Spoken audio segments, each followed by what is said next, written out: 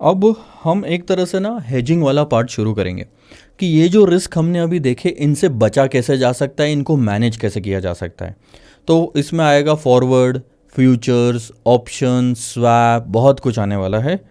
और यहाँ पे आता हूँ चार्ट्स में। आप अगर यहाँ आओगे तो देखोगे कि रिस्क मैनेजमेंट इन फॉरेक्स, यानी कि हम डिसीजन दो तरह के ले सकते हैं। या तो हेज करे ही ना, हेज नहीं करना यानी पोजीशन को ओपन रखना। और हेज करने के दो तरीके होते हैं सर, इंटरनल हेजिंग और एक्सटर्नल हेजिंग। इंटरनल हेजिंग का मतलब होता है कि हम इंटरनली कंपनी की कुछ पॉलिसीज़ ऐसी कर देते हैं जिससे हमारा रिस्क जो है कम हो जाता है या ख़त्म हो जाता है। और एक्सटर्नल हेजिंग में हम बाहर के रिसोर्सेज की, बैंक्स की बोलो, एक्सचेंज की बोलो, दूसरे पार्टीज़ की बोलो, मदद लेते हैं। इंटरनल में हम एक्सटर्नल सोर्सेज की मदद नहीं लेते, इसलिए उसको इंटरनल कहते हैं। जैसे एक मॉडल हमने अभी अभी देखा, home currency invoicing. Euro 500 euro में आप इन्वॉइसिंग कर रहे थे, आपने कल से बिल बदल दिया, आपने बोला कि सारी फॉरेन करेंसी का होम करेंसी में ही इन्वॉइसिंग होगा, यानी एक्सपोर्ट्स का होम करेंसी में इन्वॉइसिंग होगा। तो वो इंटरनल डिसीजन है, उसमें एक्सटर्नल रिसोर्सेज की कोई हेल्प नहीं लिया आपने, और फिर भी आपने रिस्क कम कर लिया। उसको बोलते हैं होम करेंसी इन्वॉइसिंग। तो हेजिंग का एक पार्ट हम ऑलरेडी देख चुके हैं, आगे भी आएगा। एक्सटर्नल हेजिंग में क्या होता है, डेरिवेटिव्स का इस्तेमाल करेंगे, फॉरवर्ड, ऑप्शन, फ्यूचर, स्वैप और मनी मार्केट का भी इस्तेमाल करेंगे। तो ये सब चीज़ें तो हम बाद में देखेंगे। अभी हम शुरुआत करेंगे सर इंटरनल हेजिंग से। तो होम करेंसी इन्वॉइसिंग क्या होता है, हमने पहले पैसा मंगा लेना चाहिए या हमने आखिरी में पैसा मंगाना चाहिए, तो ये पार्ट आता है लीडिंग एंड लैगिंग का। Netting, matching, price variation. Starting के एक दो क्वेश्चन जो थे जहाँ पे हमने मैचिंग देखा था, एक याद है जापानीज येन ऑफसेट करने वाला क्वेश्चन, तो वहाँ हम एक्सपोर्ट को इंपोर्ट से मैच कर रहे थे। हमने देखा कि यार उस कंट्री से $2 लाख लेना भी बनता है और $1 लाख देना भी बनता है सेम टाइम पे, तो नेट में ही काम करते हैं। तो ये हो गया, मैचिंग कर लिया हमने। नेटिंग इंटर ग्रुप कंपनीज में होता है, नेट ऑफ कर लो, ठीक है। तो ऐसे कई सारे तरीके हैं इंटरनली हेज करने के। तो ये सारी चीज़ें अब हम शुरू करेंगे, धीरे धीरे हम हेजिंग पे जाएंगे, ठीक है सर। अब कॉन्सेप्ट शीट में आता हूँ।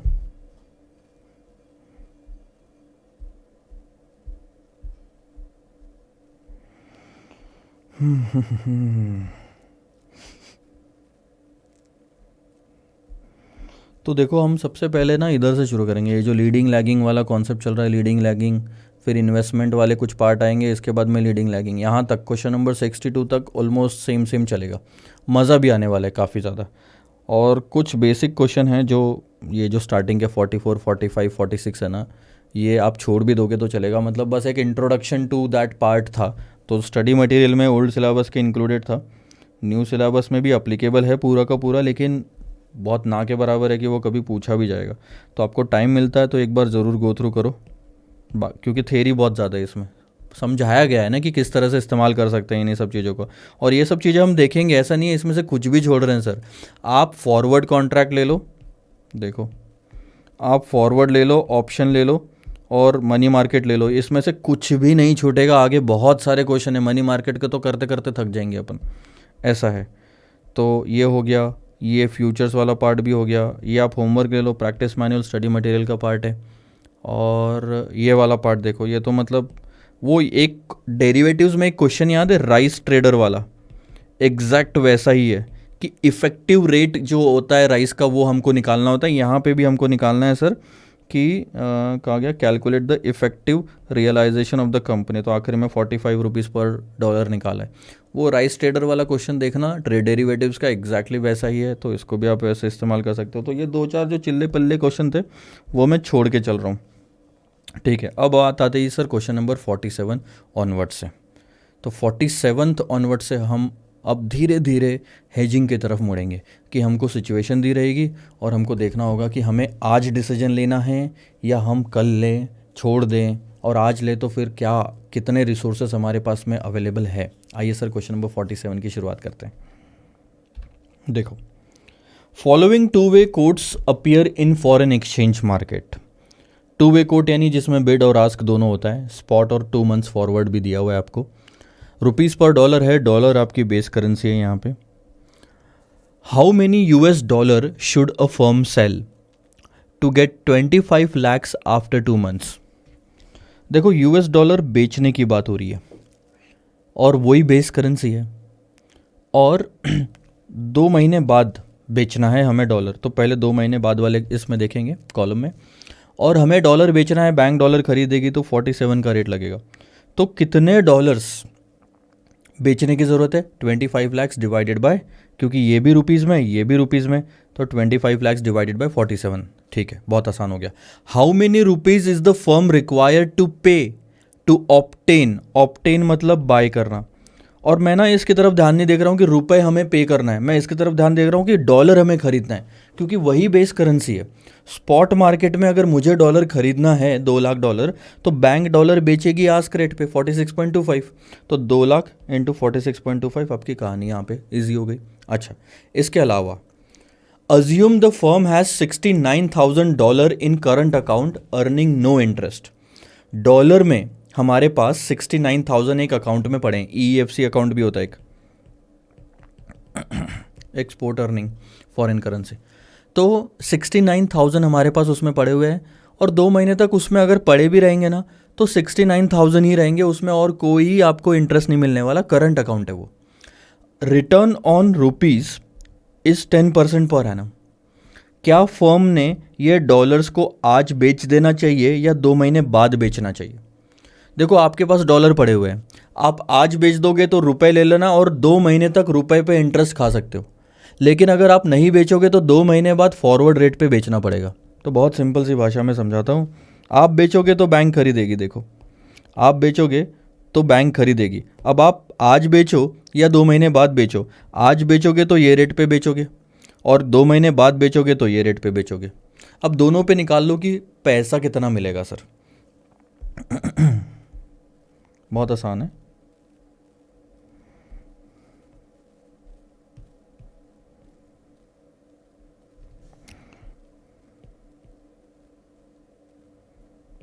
ठीक है, तो आप अगर आज भी बेच सकते हो $69,000, आप 2 महीने बाद भी बेच सकते हो। दोनों में से क्या फ़ायदेमंद है देखते हैं।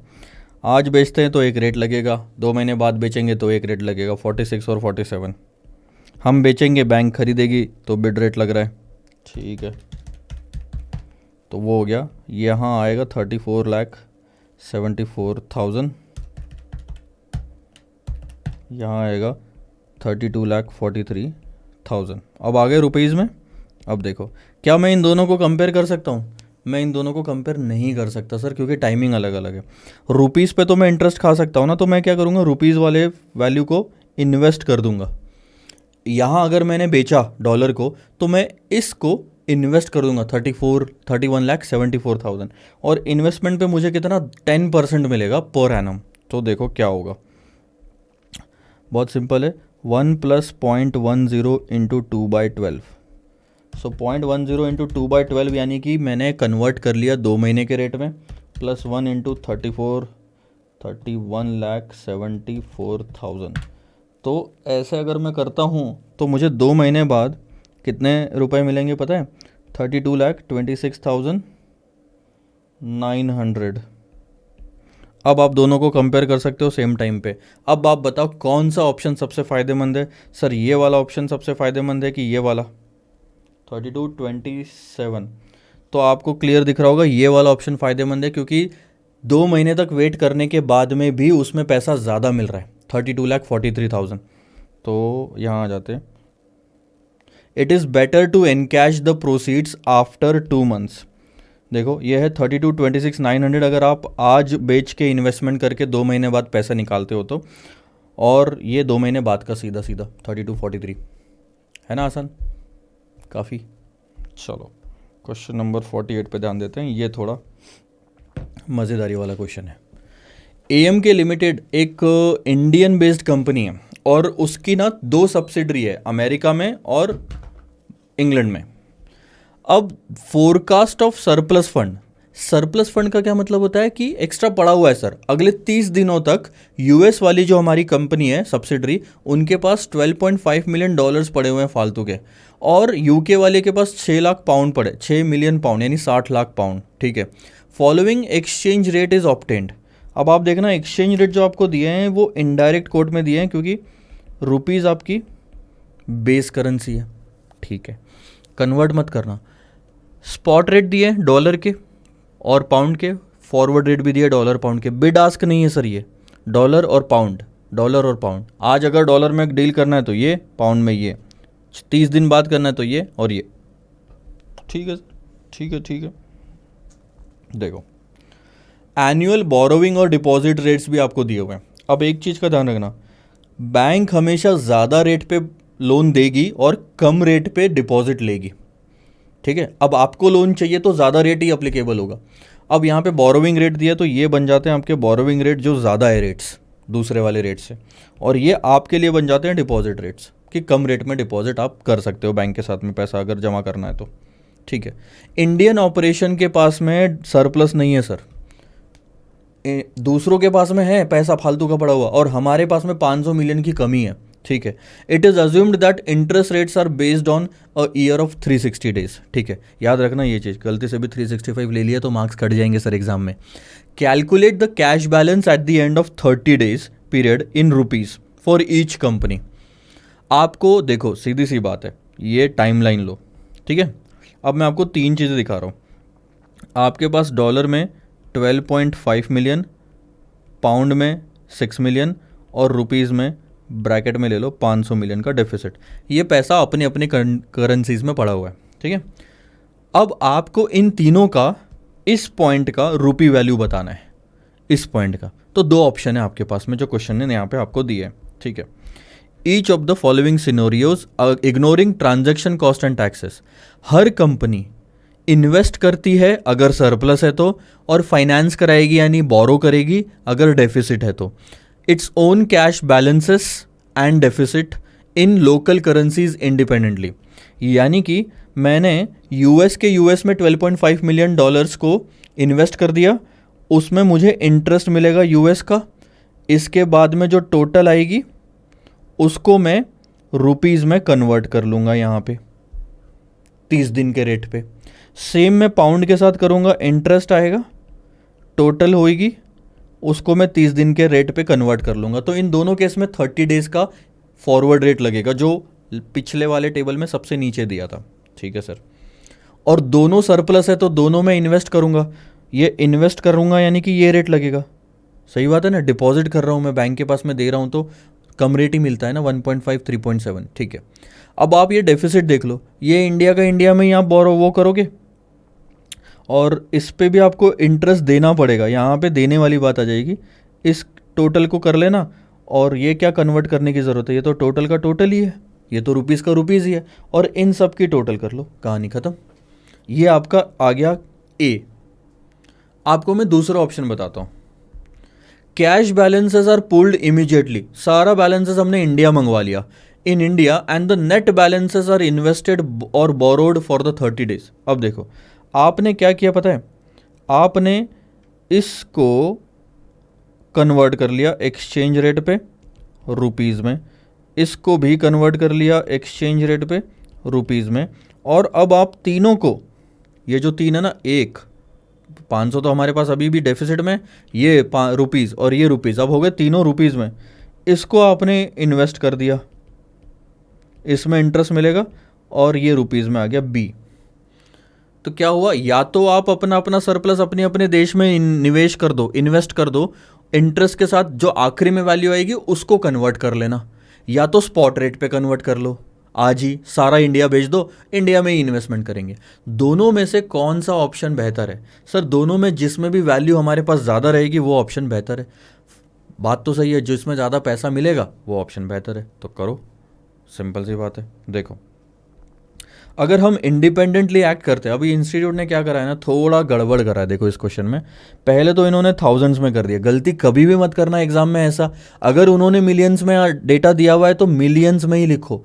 पेपर चेक करने वाले भी कई बार मैं बता रहा हूँ नहीं देखेंगे, मतलब मैं ये नहीं बोल रहा हूँ कि वो लोग गधे होते हैं या बेवकूफ़ होते हैं, बट उन लोगों से भी एज अ ह्यूमन छूट सकता है। वो बोलेंगे यार इतने मिलियंस का तो क्वेश्चन था ही नहीं, 4,75,323 मिलियंस, नहीं सर ऐसा तो था ही नहीं। अच्छा ये ले लो, इंस्टेड ऑफ दैट 12.5 मिलियन का क्वेश्चन था, आपने 12,500 मिलियन लिख दिया, वो ये शायद छूट जाएगा उनके इनसे कि उन आपने 1000 कराओ। गलती से भी अपने मन से फालतू की चीज़ें मत करो, जैसा दिया है वैसा लिखो, वो सही है। अब इसका प्रॉपर फॉर्मेट मुझे लिखना पड़ रहा है, मेरा टाइम जा रहा है इसकी वजह से। देखो अगर इंडिपेंडेंटली एक्ट करते हैं तो क्या होता है, आप यहाँ पे ले लो, प्रॉपर फॉर्मेट बनाओ, कंट्री, ठीक है। फिर कंट्री की जगह मैं बोलता हूँ करेंसी ले लो, तो क्या दोनों पर्पस सॉल्व हो जाते हैं। इसके बाद में आप ले लो यहाँ पे सरप्लस, या फिर ब्रैकेट में लिख दो डेफिसिट, ठीक है। तो इतने पे आपको फिर बोल दो कि इंटरेस्ट रेट क्या लगने वाला है, फिर आप उस पर इंटरेस्ट का अमाउंट निकाल लो। थोड़ा ब्रीफ होना चाहिए कि एग्जैक्टली कैसा निकला इंटरेस्ट का अमाउंट। फिर आप उसको कर लो टोटल, टोटल करोगे तो ये देखो फॉरेन करेंसी में रहेगी।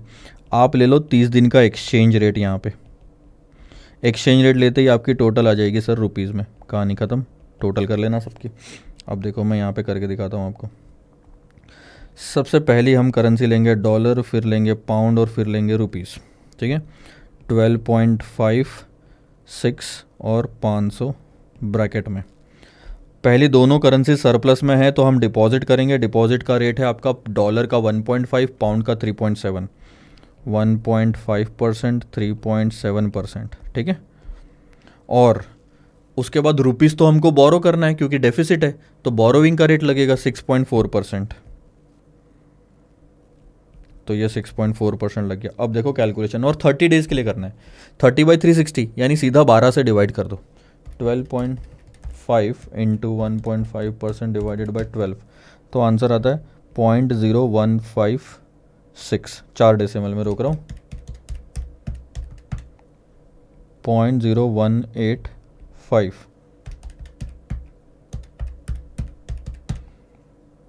2.6667, ठीक है, ये देना पड़ेगा। अब आप कर लो टोटल, तो ये आ जाएगा 12.0156, 6.0185। एक बार देखना तो यार 6 ही है क्या कुछ और है। और ये आ जाएगा 502.6667, ठीक है।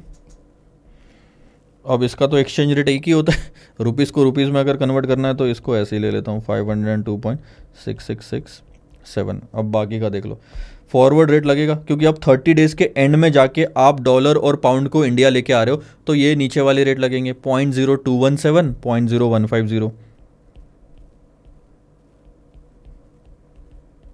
और देखना ये इनडायरेक्ट रेट है, यानी कि 0.0217 भी डॉलर में है, 12.0156 जो लिखा है वो भी डॉलर में, दोनों की डॉलर करेंसी है, तो सेम करेंसी होने की वजह से हम डिवाइड करते हैं।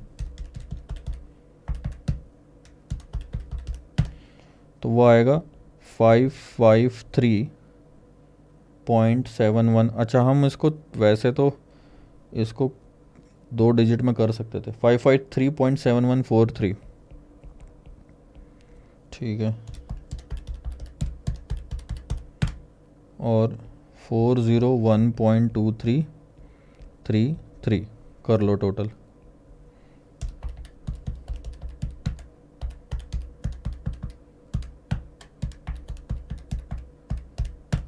तो वो आता है आपका 452.2809। तो ये तो हो गया सर एक आंसर कि अगर हमने अपने अपने देश में इन्वेस्टमेंट करवाया उन लोगों को और आखिरी में सारी करेंसी इंडिया लाई और कन्वर्ट करी तो क्या होगा। लेकिन अगर हम इसको नाम दे देते हैं एक्टिंग इंडिपेंडेंटली, बट अगर हमने इमीडिएटली सारी कैश को पुल कर लिया तो क्या होगा। यहाँ ले लेंगे करेंसी, यहाँ ले लेंगे सरप्लस या डेफिसिट, आप फॉर्मेट अपने हिसाब से कुछ भी रख सकते हैं सर, जब तक प्रॉपरली आंसर प्रेजेंट हो रहा हो। और हमको यहाँ पे तुरंत ही कन्वर्ट करना है, तो स्पॉट रेट ले लिया मैंने, फिर मैंने ये ले लिया सरप्लस। सरप्लस ही तो है, डेफिसिट की तो बात ही नहीं है इसमें, रुपीज़ में। ठीक है, बस इतना ही तो पार्ट है। अब आप यहाँ पे सिर्फ दो करेंसी लोगे, क्योंकि दो ही करेंसी को इंडिया लाना है ना, एक तो ऑलरेडी इंडिया में ही अवेलेबल है, $12.5 और 6। और एक चीज़ आप बिल्कुल मत भूलना, ये बहुत बड़ी गलती हो जाती है, यहाँ पे लिखो इन मिलियंस, यहाँ पे भी सेम चीज़ लिखोगे। ठीक है, अब मैं फॉर्मेटिंग पे ज़्यादा ध्यान नहीं दे रहा हूँ, बट ये ज़रूरी है। अब आप स्पॉट रेट ले लो, आज के आज ही सब कुछ लेके आ रहे हो तो स्पॉट रेट ये वाले ले लो, स्पॉट वाले 0.0215 और 149।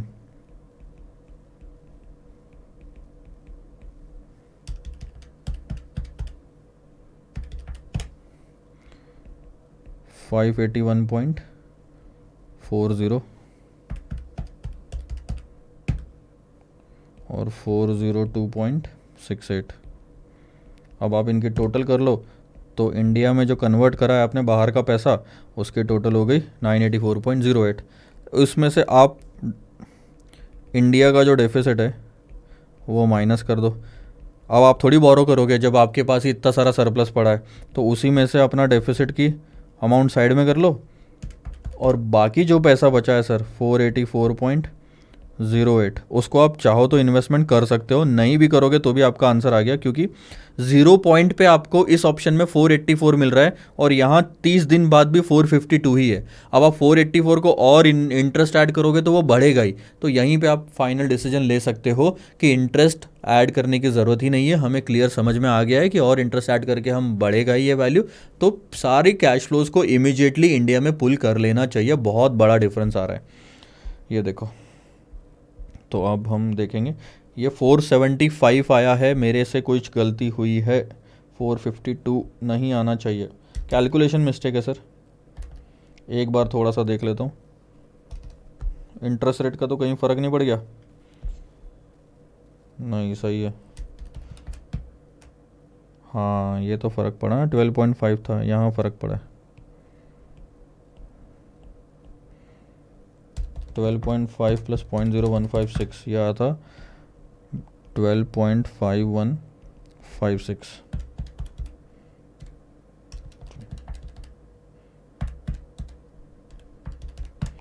$576.76 755.8।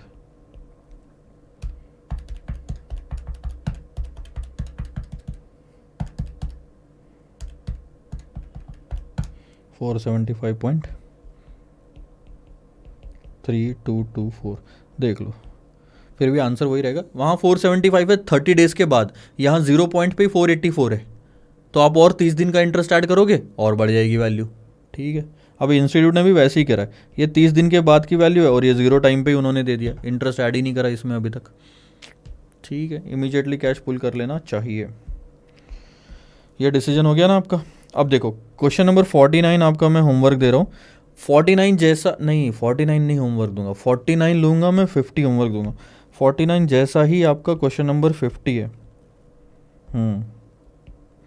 तो सेम है दोनों, तो एक ऑफ होमवर्क ले लोगे सर। ठीक है, आप आ जाओ आप क्वेश्चन नंबर 49 पे। काफ़ी इंटरेस्टिंग है और मज़ा आएगा सर, इसमें काफ़ी मज़ा आएगा। देखो, केजीएफ बैंक की जो सिडनी ब्रांच है उसके पास $7 लाख सरप्लस पड़ा हुआ है। एक सेकंड,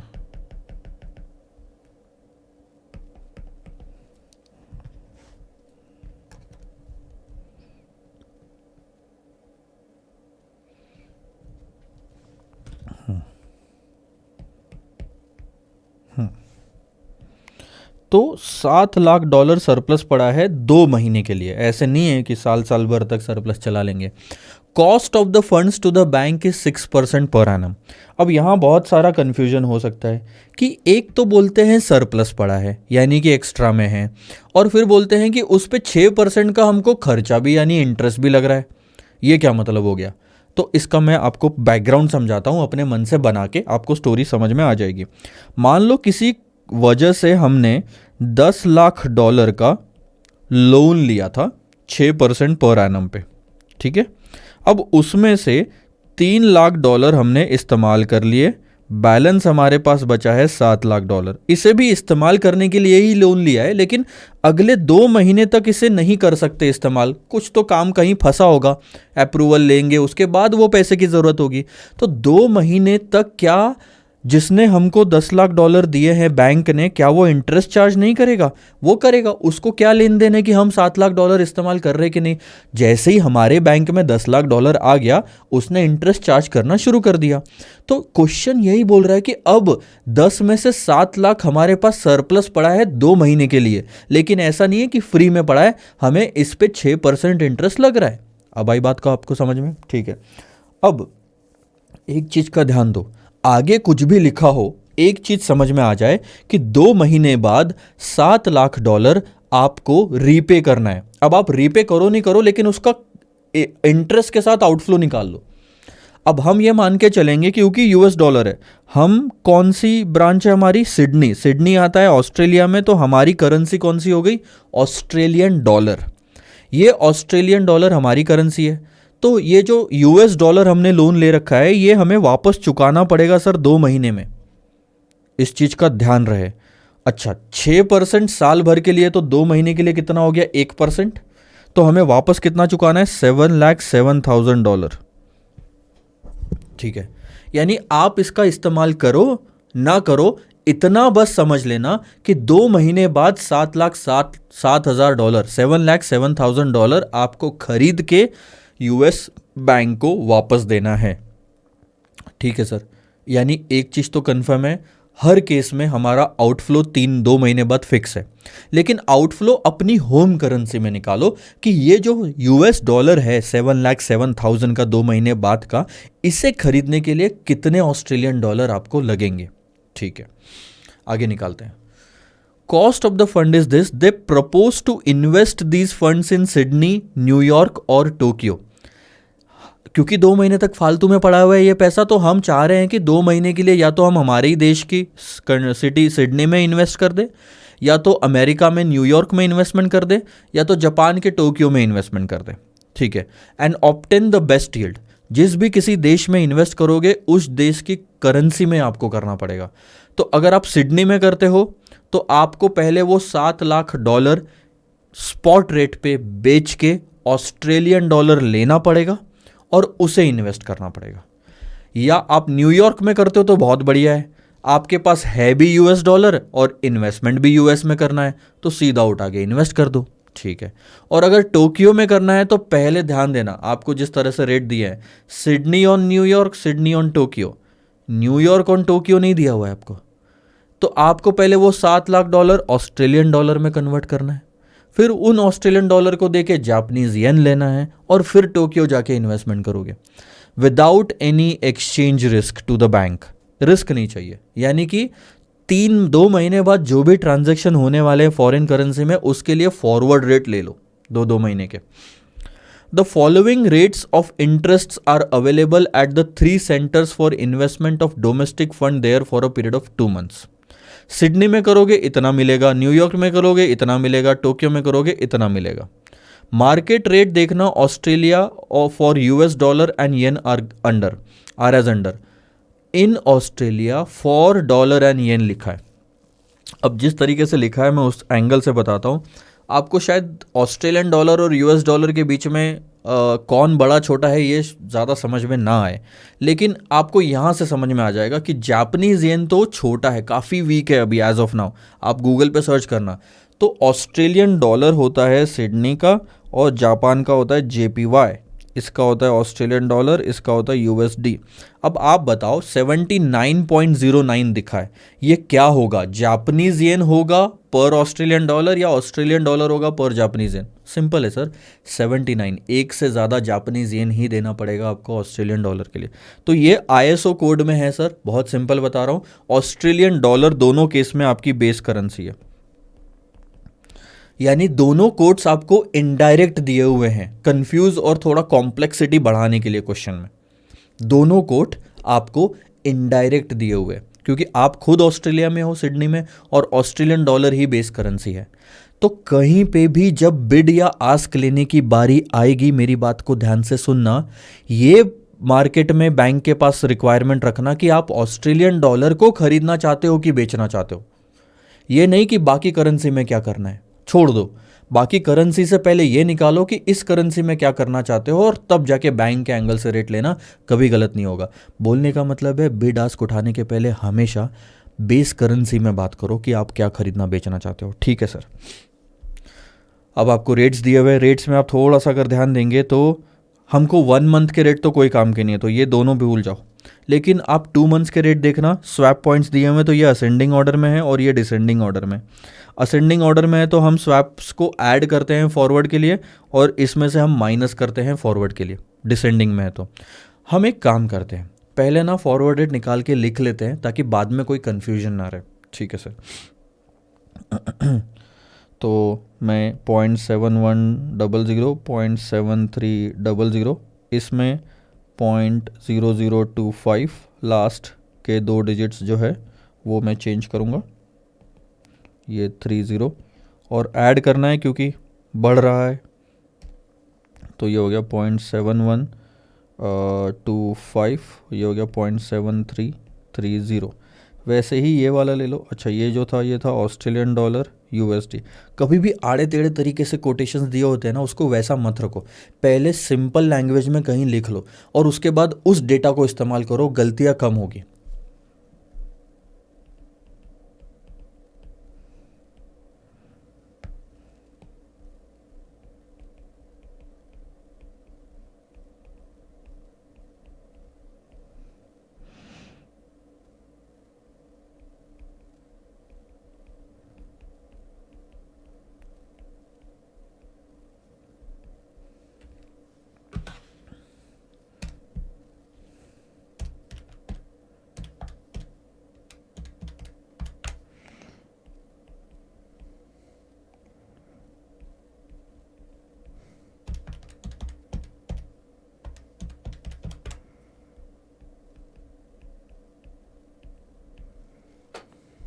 ठीक है, आ गए आपके फॉरवर्ड रेट्स भी आ गए। ठीक है सर।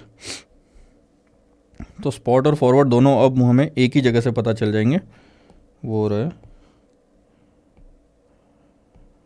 ठीक है, ये स्पॉट फॉरवर्ड, स्पॉट फॉरवर्ड।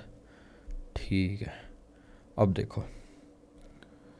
हाँ, सबसे पहले मैं एक काम करता हूँ, मैं ना ये पता लगा लेता हूँ कि 2 महीने बाद जब मुझे रीपेमेंट करना होगा मेरे लोन का, एक तरह से मैंने ये लोन लेके रखा है $7 लाख का, तो $7,07,000 2 महीने बाद मुझे खरीदना पड़ेगा, और मैं अपनी होम करेंसी को दे के खरीदूंगा। तो ऑस्ट्रेलियन डॉलर मैं बेचूंगा, यूएस डॉलर खरीदूंगा, और उस बैंक को पेमेंट करूंगा जहां से मैंने लोन लिया। तो बेस करेंसी में बात करते हैं। ऑस्ट्रेलियन डॉलर मैं बेचूंगा, बैंक खरीदेगी, तो बिड रेट लगेगा अगेंस्ट यूएसडी। तो कौन सा रेट आएगा सर यहाँ पे? ये रेट ले लूँ 7125 वाला। इस रेट पे मैं $7,07,000 खरीदूंगा। मैं यूएस डॉलर खरीदूंगा और ऑस्ट्रेलियन डॉलर बेचूंगा, तो बैंक खरीदेगी बेस करेंसी। बस यही है फ़र्क बेस करेंसी में बात करने का। बहुत सारे बच्चे यहाँ पे क्या गलती करेंगे ये भी मैं बता रहा हूँ।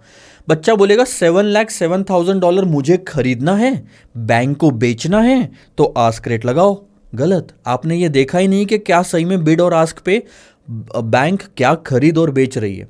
वो ऑस्ट्रेलियन डॉलर खरीद और बेच रही है, तो ऑस्ट्रेलियन डॉलर बैंक खरीदेगी 0.7125 पे। ठीक है, तो अब मैं यहाँ पे एक कैलकुलेशन तो कर लेता हूँ। वो है सर कि $7,07,000 यूएस डॉलर है, मल्टीप्लाइड बाय ऑस्ट्रेलियन डॉलर करूँगा। नहीं, मल्टीप्लाई कहाँ से होगा सर, ये तो डिवाइड होगा। क्यों? देखो 0.7125 यूएस डॉलर है एक ऑस्ट्रेलियन डॉलर के लिए, तो इसकी करेंसी क्या है? यूएसडी। मुझे भी क्या चाहिए? यूएसडी। तो 0.71 डिवाइड करेंगे सेम करेंसी होने की वजह से, तो हमें पता चल गया ऑस्ट्रेलियन डॉलर कितने लगेंगे।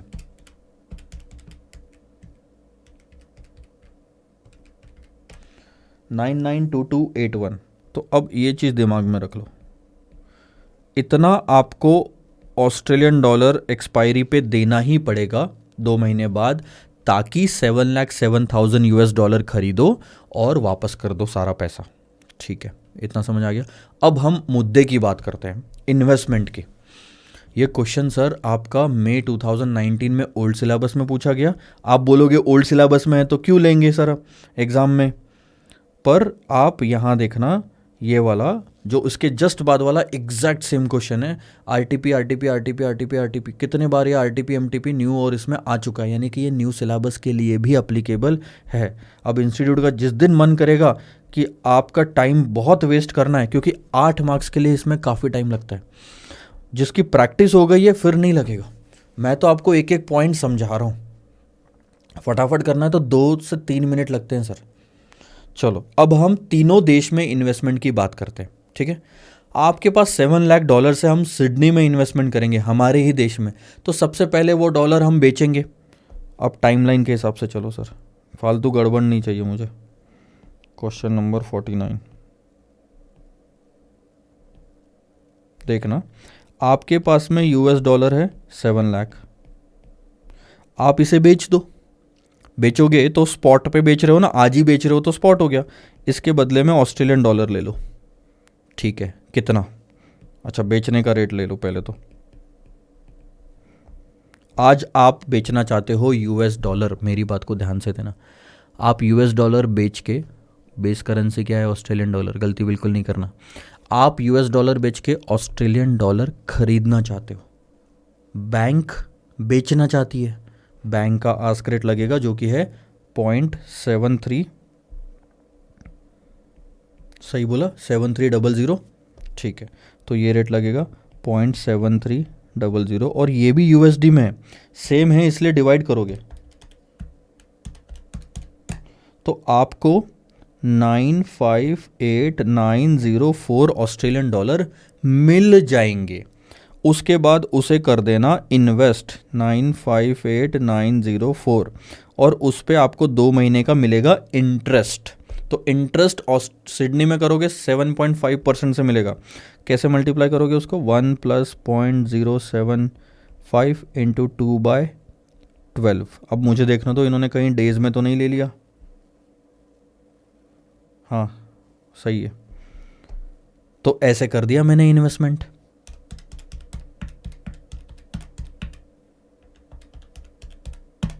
तो मुझे ठीक 2 महीने बाद ऑस्ट्रेलियन डॉलर कितने मिलेंगे? 970,890.3। पॉइंट को छोड़ दो, चलो इतने मिल जाएंगे।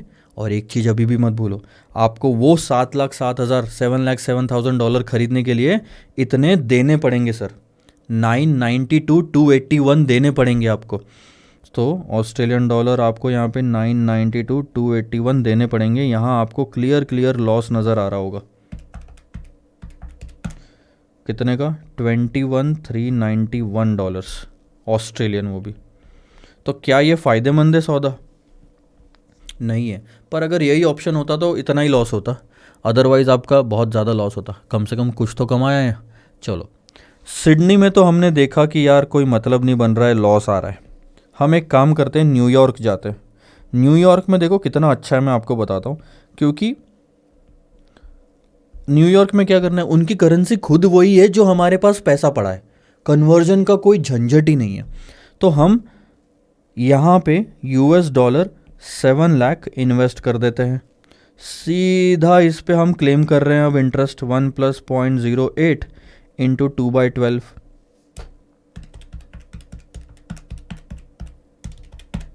हमको कितना मिलेगा? 709,333, इतना यूएस डॉलर मिल जाएगा। ठीक है, इसमें से याद रखना 7,07,000 डॉलर आपको वैसे भी चुकाने ही थे। तो ऐसी बेवकूफ़ी तो नहीं करोगे ना आप कि ये 7,09,000 डॉलर्स आप पहले सिडनी लेके आओगे, उसको ऑस्ट्रेलियन डॉलर में कन्वर्ट करोगे, फिर ऑस्ट्रेलियन डॉलर देके फिर से 7,07,000 डॉलर खरीदोगे और फिर न्यूयॉर्क में भेजोगे। नहीं सर, वहाँ से पैसे लाते समय पे वहीं पे दे दो ना, जो लाइबिलिटी है उसी में से 709 में से 707 वहाँ दे दो, बाकी का बचा लेके आ जाओ, वो गेन है सर आपका। सो यहाँ पे गेन हो गया आपको 2,333 का। वो भी यूएस डॉलर का। पर हम तो है सिडनी से, हमारी तो करेंसी ऑस्ट्रेलियन डॉलर है। इस गेन को कन्वर्ट कर लो ऑस्ट्रेलियन डॉलर में, यानी कि ये देखो आप 2 महीने बाद यूएस डॉलर बेचना चाहते हो। इतना फायदा हुआ ना, लेके आए आप बेचोगे और ऑस्ट्रेलियन डॉलर ले लोगे। यूएस डॉलर बेचना चाहते हो लेकिन बेस करेंसी ऑस्ट्रेलियन डॉलर है। ऑस्ट्रेलियन डॉलर खरीदना चाहते हो, बैंक बेचेगी, आस्क रेट लगेगा 2 महीने बाद का। ये रहा 0.7330, तो आप 0.7330 पे उसको कन्वर्ट कर लो। ये भी यूएस डॉलर है, इससे आपका ऑस्ट्रेलियन डॉलर आ जाएगा, डिवाइड करना पड़ेगा।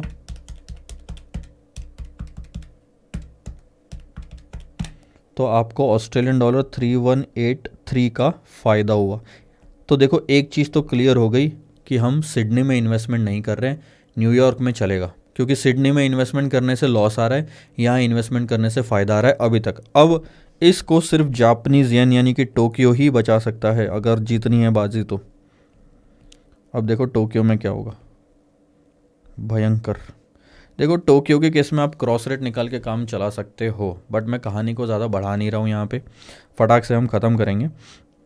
तो यहाँ सबसे पहले क्या होगा देखना, आपके पास है यूएस डॉलर और जापानीज़ येन और यूएस डॉलर का कोई डायरेक्ट रेट तो दिया हुआ है नहीं।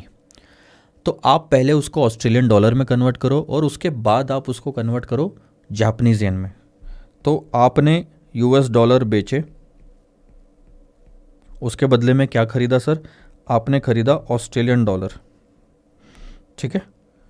तो आपको ऑस्ट्रेलियन डॉलर आज स्पॉट पे खरीदना है, बैंक को बेचना है, तो ये रेट लगेगा 0.73 का, ठीक है।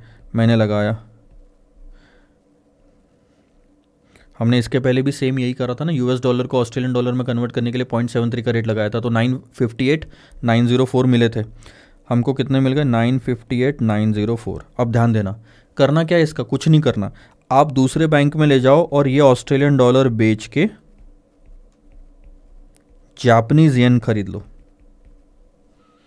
अब आप ऑस्ट्रेलियन डॉलर बेचना चाहते हो, वही बेस करेंसी है, तो बैंक खरीदना चाहती है आज। बैंक का खरीदने का, ऑस्ट्रेलियन डॉलर खरीदने का रेट क्या है, बिड आज का ये रहा 79.09। स्पॉट में ऑस्ट्रेलियन डॉलर बैंक खरीदेगी 79.09, 79.0900, और ये है जापानीज येन में दिया हुआ। दोनों करेंसी अपोजिट है, मल्टीप्लाई करेंगे सर, तो आपको कितने जापानीज येन मिलेंगे, 75,83,97,17। 7,58,39,717 जापानीज येन आपको मिले आज, और आपने वो सारे के सारे कर दिए इन्वेस्ट।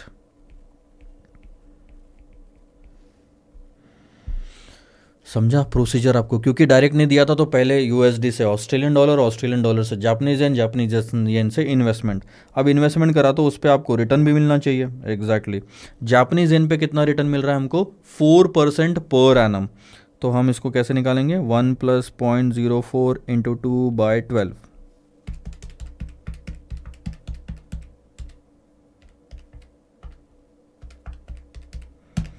तो आपको मिलेंगे जापानीज येन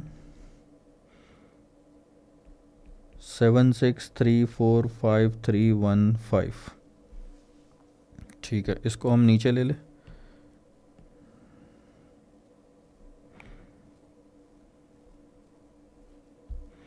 मिल गए। क्या करोगे सर आप इस जापानीज येन का, जापानीज येन को वापस ऑस्ट्रेलिया लाओगे और बेच देना।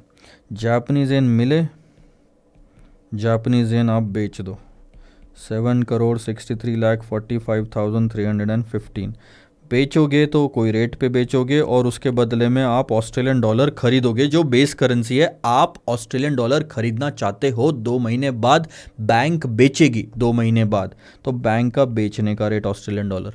देखो मैं स्टेप बाय स्टेप कैसे चल रहा हूँ, हर चीज़ को रेट लेने के पहले ऑस्ट्रेलियन डॉलर में कन्वर्ट कर रहा हूँ ताकि मेरे से गलती ना हो। बेस करेंसी में रेट लोगे कोई गलती नहीं होगी, 79.1950, और ये जापानीज येन में है, दोनों करेंसी सेम है, डिवाइड करेंगे। तो आपके पास आएगा 964,017। इतना ऑस्ट्रेलियन डॉलर आपको मिला।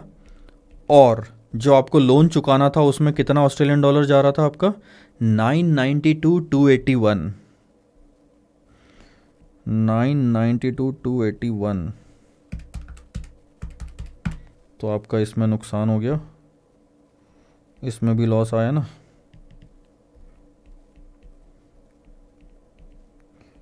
28,264 का। बताओ, यहाँ नुकसान आ गया 28,264 का, और सिर्फ यहाँ फ़ायदा है न्यूयॉर्क में 3183 का, और यहाँ पे भी नुकसान है सिडनी में 21,391 का। चलो आंसर्स मैच करते हैं। ये रहा 21,391 ऑस्ट्रेलियन डॉलर।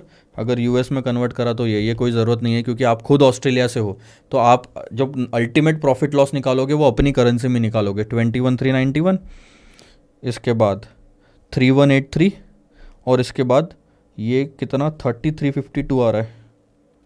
तो हमने कहीं गलती करी होगी कोई तो रेट लेने में। एक बार कैलकुलेशन देखने दो। 79.19। अच्छा अच्छा अच्छा अच्छा अच्छा, मैं बताता हूँ, गलती नहीं है, ये तो एक बार पहले भी आया था। राउंडिंग ऑफ की वजह से गलती हुई है, और राउंडिंग ऑफ इंस्टीट्यूट ने करा यहाँ पे। मैं बताता हूँ क्या, मैं इसलिए सजेस्ट करता हूँ कि नहीं करना चाहिए कई बार। ये 1 डिवाइडेड बाय 79.1950 है, उसको राउंड ऑफ कर दिया 4 डेसिमल में 0.0126 तक। इसके आगे भी आ रहा था, हमने वो करा ही नहीं। आप सीधा 763.43,587 है ना आपके पास, ये देखो 7, इसको भी राउंड ऑफ किया हुआ होगा ना, बराबर है। यहाँ पे भी तो एक बार राउंड ऑफ हुआ होगा, वहाँ पे भी एक बार राउंड ऑफ हुआ होगा, तो थोड़ा सा फिगर्स में फ़र्क पड़ गया। ये यहाँ एक बार राउंड ऑफ हुआ है और एक यहाँ हुआ है, तो ये 1 से 2,000 आपका उसी की वजह से आ रहा है। मैं सारे रेट्स आपको क्रॉस चेक करा देता हूँ। 79.09 और 0.73, ठीक है, ये देखो 0.73, 79.09, ये दोनों रेट मैच हो गए। इसके बाद में एक और रेट हमने यूज़ करा था, वो था 79.1950, ये भी आपका यहाँ पे मैच हो जाएगा 79.1950। रेट सारे मैच हो रहे हैं, आंसर बराबर है 30,000 आपका। क्योंकि बड़ी फिगर है ना वो 7,63,00,000 की, उस वजह से 2,000 ऑस्ट्रेलियन डॉलर का लॉस यहाँ ज़्यादा आ रहा है। मैं यही कह रहा हूँ, यहाँ ज़्यादा आ रहा है, हमने लॉस तो कम रखा है 28,264 का। ठीक है सर, तीनों आंसर सही है। अब इसमें से आप कौन सा चूज़ करोगे? न्यूयॉर्क वाला चूज़ करोगे, क्योंकि वहाँ फ़ायदा हो रहा है। अच्छा, अब अगर आप इस क्वेश्चन को देखोगे ना, अगला वाला, उसमें भी ऐसे ही है, लंदन, न्यूयॉर्क, फ्रैंकफर्ट। अब आप ऑस्ट्रेलिया से नहीं, अब आप लंदन से हो, तो आपकी होम करेंसी हो गई पाउंड। इसमें भी वैसे दिया हुआ है जीबीपी पाउंड, यानी आपकी खुद की होम करेंसी आपके लिए बेस करेंसी है। तो कैलकुलेशन उतने ही डिफिकल्ट है यहाँ पे भी, पर इसमें 3 जो आ रहे हैं वो तीनों आई थिंक गेन आएगा। इसमें प्रॉफिट आ रहा है 1662 पाउंड का, यहाँ प्रॉफिट आ रहा है 3231 का, और यहाँ 2047 का। तो अल्टीमेटली आंसर इसमें भी वही आ रहा है कि न्यूयॉर्क में इन्वेस्टमेंट करो, क्योंकि वहाँ पे भी इनके पास 5 लाख डॉलर ही है, यहाँ पे भी ये डॉलर ही है जिस पे हमको कॉस्ट बियर करनी पड़ रही है। आई होप आपको ये क्वेश्चन थोड़ा समझ में आया हो, काफ़ी अच्छा था, पर स्टेप बाय स्टेप चलो तो हर चीज़ को प्रॉपरली ऑर्गेनाइज करा है हमने इसमें।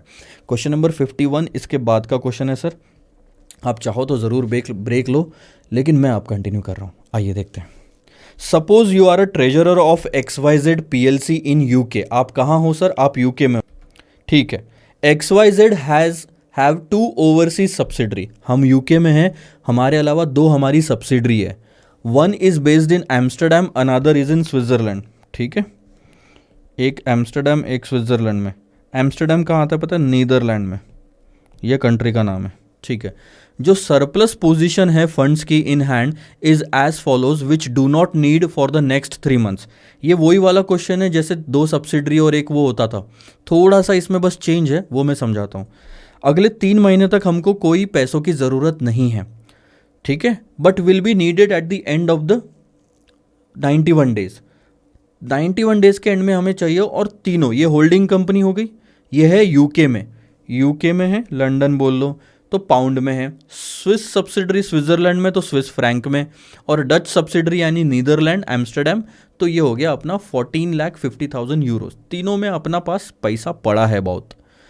एक्सचेंज रेट भी आपको दिया है, और अगर आप ध्यान से देखोगे तो एक्सचेंज रेट में यहाँ यूरो बेस करेंसी है, लेकिन यहाँ आपकी खुद की करेंसी बेस करेंसी है पाउंड। ठीक है, बेस करेंसी के टर्म्स में हम बात करेंगे जब भी रेट उठाने होंगे। इसके बाद आपको स्वैप पॉइंट्स दिए हैं, तो स्वैप पॉइंट्स में सबसे पहले देखो कि असेंडिंग डिसेंडिंग का क्या लोचा है।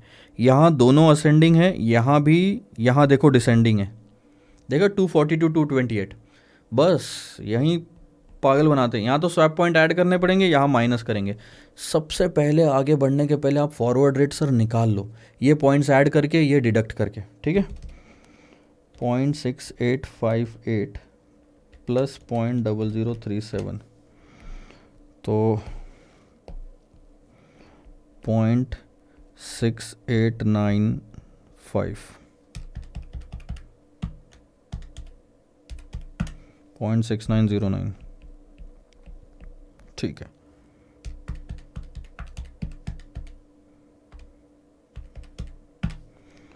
ये माइनस कर दिया मैंने 2.3053,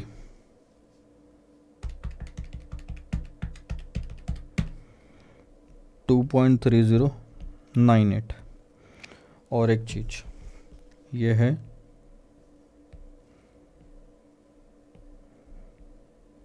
पाउंड पर यूरो, और ये है CHF पर पाउंड।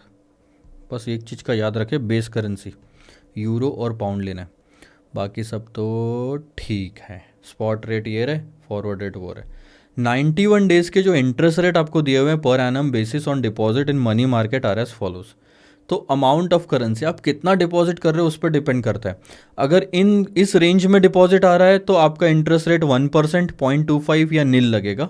और अगर इस रेंज में आ रहा है तो अलग, इस रेंज में आ रहा है तो अलग, और 20 लाख के ऊपर इन्वेस्टमेंट कर रहे हो तो अलग, ठीक है। अब आप देखना, हम ना मार्किंग कर लेते हैं हमें, क्योंकि सारे रेट्स की तो ज़रूरत है नहीं। होल्डिंग कंपनी अगर इन्वेस्टमेंट करेगी, ध्यान देना, होल्डिंग कंपनी अगर अपने देश में इन्वेस्टमेंट करे तो 1,50,000 कहाँ आ रहा है, पाउंड का, ये इसके अंदर आ जाएगा, तो ये रेट लगेगा हमें, ठीक है।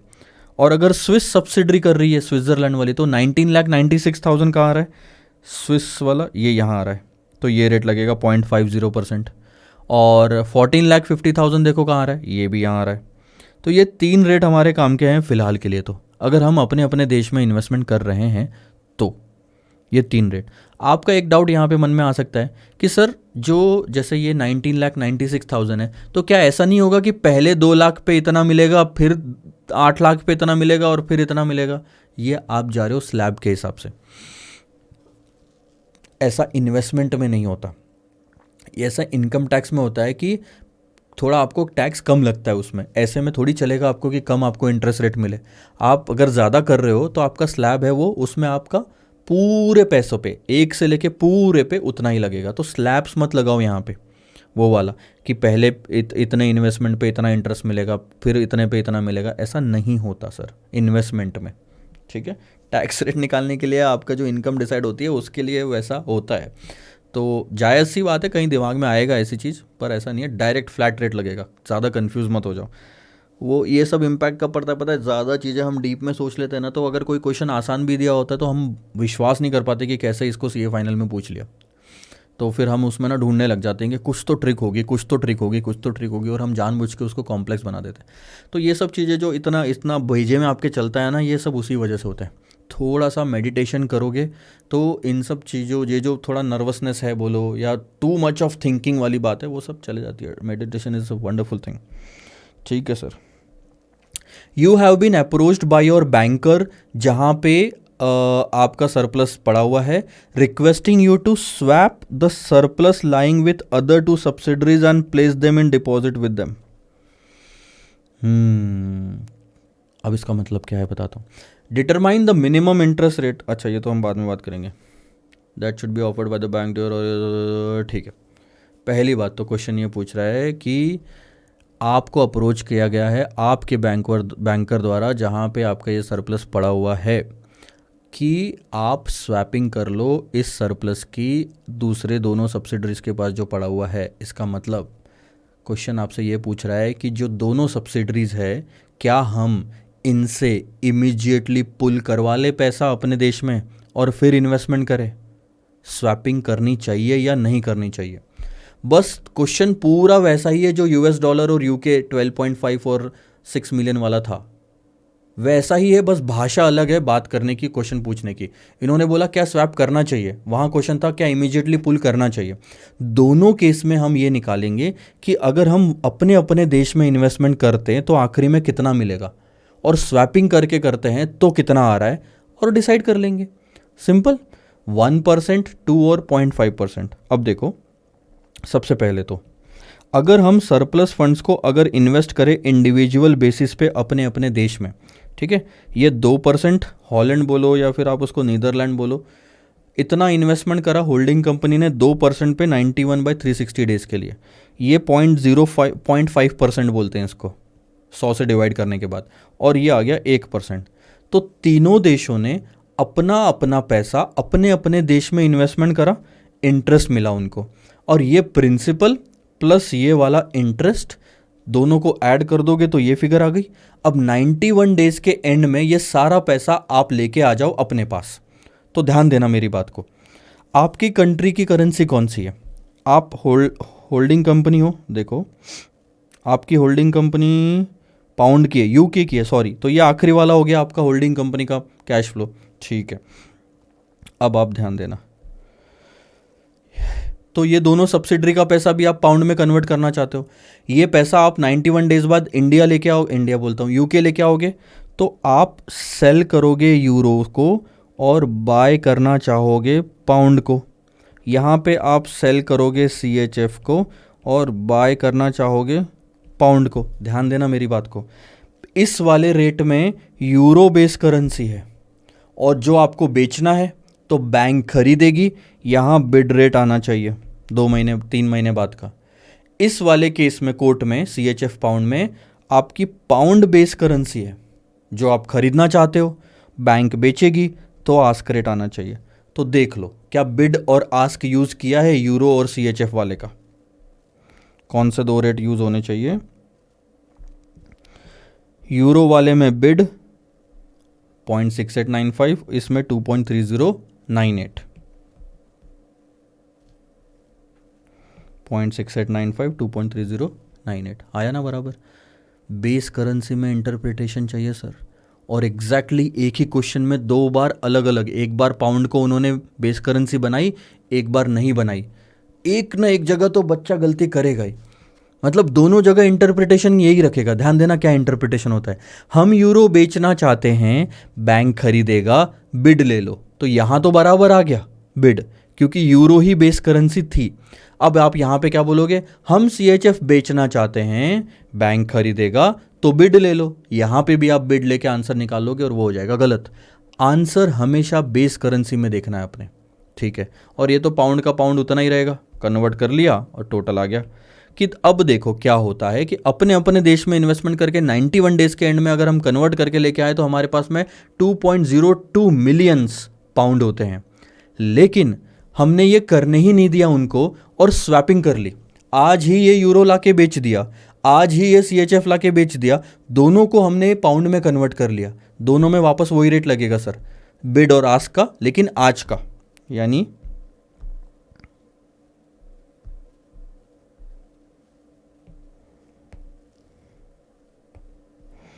बिड और आस्क, लेकिन आज का 0.6858 और 2.3326, 0.6858 2.3326, ये दोनों आप आज ही यूके ले आओ, आज ही बेच दो, पाउंड में कन्वर्ट हो गए, एग्जिस्टिंग पाउंड के साथ ऐड कर लो 1,50,000 जो था, और टोटल इतना हो गया, इसे इन्वेस्ट कर दो आप अपने देश में GBP में। अब आप देखना पूरा 20 के ऊपर का आप इन्वेस्टमेंट कर रहे हो तो आपको जो रेट लगेगा ना, अब आपको ये वाला रेट लगेगा, ये 20 के ऊपर जा रहे हो आपको ये वाला रेट लगेगा 5.38% का सीधा, क्योंकि अब आप इसके ऊपर में एक साथ इन्वेस्टमेंट कर रहे हो, ठीक है। तो ये रहा, इन्होंने इंटरेस्ट क्यों नहीं निकाला, चलो मैं निकाल देता हूँ। 2020511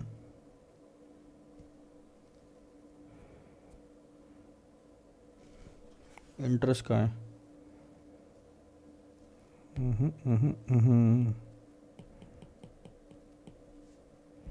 अच्छा समझ गया मैं, क्वेश्चन स्वैपिंग करेंगे कि नहीं ये नहीं पूछ रहा है, क्वेश्चन ये पूछ रहा है कि कितना मिनिमम रेट ऑफ इंटरेस्ट पर एनम प्रोवाइड करना चाहिए, should be offered by the bank to your organisation so that your organisation is ready to undertake such swap arrangement. ये स्वैपिंग सक्सेसफुल करने के लिए, अब आप मुझे एक चीज बताओ, टाइमलाइन में मैं समझाता हूं आपको। ये जो आपने 20 निकाला ना, 2,000,173.53, ये यहां का पैसा है,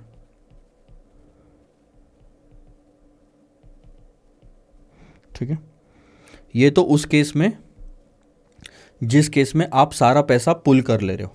लेकिन आप मुझे एक चीज़ बताओ, आज अब ये इन्वेस्टमेंट करोगे 3 महीने के लिए, इंटरेस्ट के साथ ये वैल्यू यहाँ जो आ रही है 3 महीने बाद, अगर वो इससे कम रही तो आप तो सरासर स्वैप वाला अरेंजमेंट खत्म कर दोगे। आप ये बोलोगे, जैसे ये 2.02 मिलियन है और ये मान लो 2.01 मिलियन आया, तो आप बोलोगे यहाँ पे पैसा ज़्यादा मिल रहा है, हम स्वैपिंग नहीं करेंगे, हम तो अपने अपने देश में इन्वेस्टमेंट करेंगे। यानी स्वैपिंग आप कब करोगे पता है, जब कम से कम इतना पैसा तो मिले वहाँ पे भी इंटरेस्ट के बाद। तो यही हुआ 202511, इंटरेस्ट मिलने के बाद आपने कंडीशन डाल दी कि कम से कम इतना तो इंटरेस्ट मिले कि यहाँ पे भी 511.61, यानी इमीडिएटली पुल करने के बाद में भी उतना कैश फ्लो मेच्योरिटी पे हो जितना बिना पुल करे हो रहा था 202511। अब इन दोनों के बीच का जो डिफरेंस है वो बन जाता है आपका रिक्वायर्ड इंटरेस्ट अमाउंट। ये रहा 20,338। कैसे निकाला, इसके और इसके बीच का डिफरेंस। इतना इंटरेस्ट कम से कम आपको कमाना पड़ेगा अगर इस वाले ऑप्शन को, स्वैपिंग वाले ऑप्शन को अप्रूवल मिलवाना है तो, कम से कम, ठीक है। तो हम देख लेते हैं कि 2338 91 डेज के लिए इस अमाउंट पे कितना परसेंट होता है। ये देखो 2338 इस अमाउंट पे 91 डेज के लिए कितना परसेंट हो रहा है, 4.023, यानी कम से कम 4.023% का इंटरेस्ट रेट पर एनम मिलना चाहिए। ये पर एनम है, तब जाके हम स्वैपिंग के लिए हाँ बोलेंगे। यानी कि अगर इसके ऊपर इंटरेस्ट मिला तब तो स्वैपिंग के लिए हाँ है ही, लेकिन इसके नीचे इंटरेस्ट मिला, आप बोलोगे स्वैपिंग हम नहीं करेंगे, क्योंकि आपका फिर वो वाला पैसा ज़्यादा काम आएगा इंडिविजुअल इन्वेस्ट किया हुआ। तो क्वेश्चन एग्जैक्टली वैसा ही है, घुमा फिरा के पूछा हुआ। 4.023%। आपको मैं बता देता हूँ, ये परसेंटेज जो निकालने बोला वो पिछले क्वेश्चन में किस तरह से दिया हुआ था ऑलरेडी, जो हमने एक क्वेश्चन देखा है अभी थोड़ी देर पहले।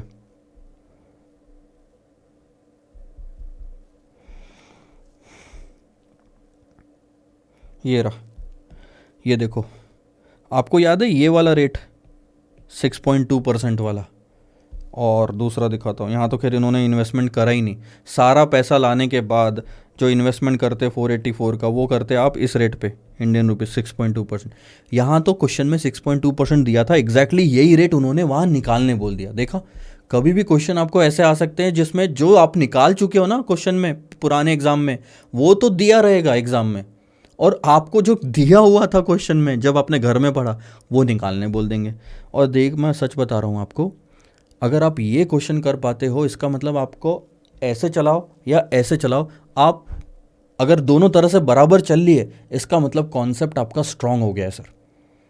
अगर आप उल्टे चल पाते हो तो रिवर्स कैलकुलेशन वाले क्वेश्चन हमने कितने देखे हैं पोर्टफोलियो, म्यूचुअल फंड और इन सब में, अगर आप वो क्वेश्चन कर पाते हो, इसका मतलब आपने कॉन्सेप्ट पे बाजी मार ली सर।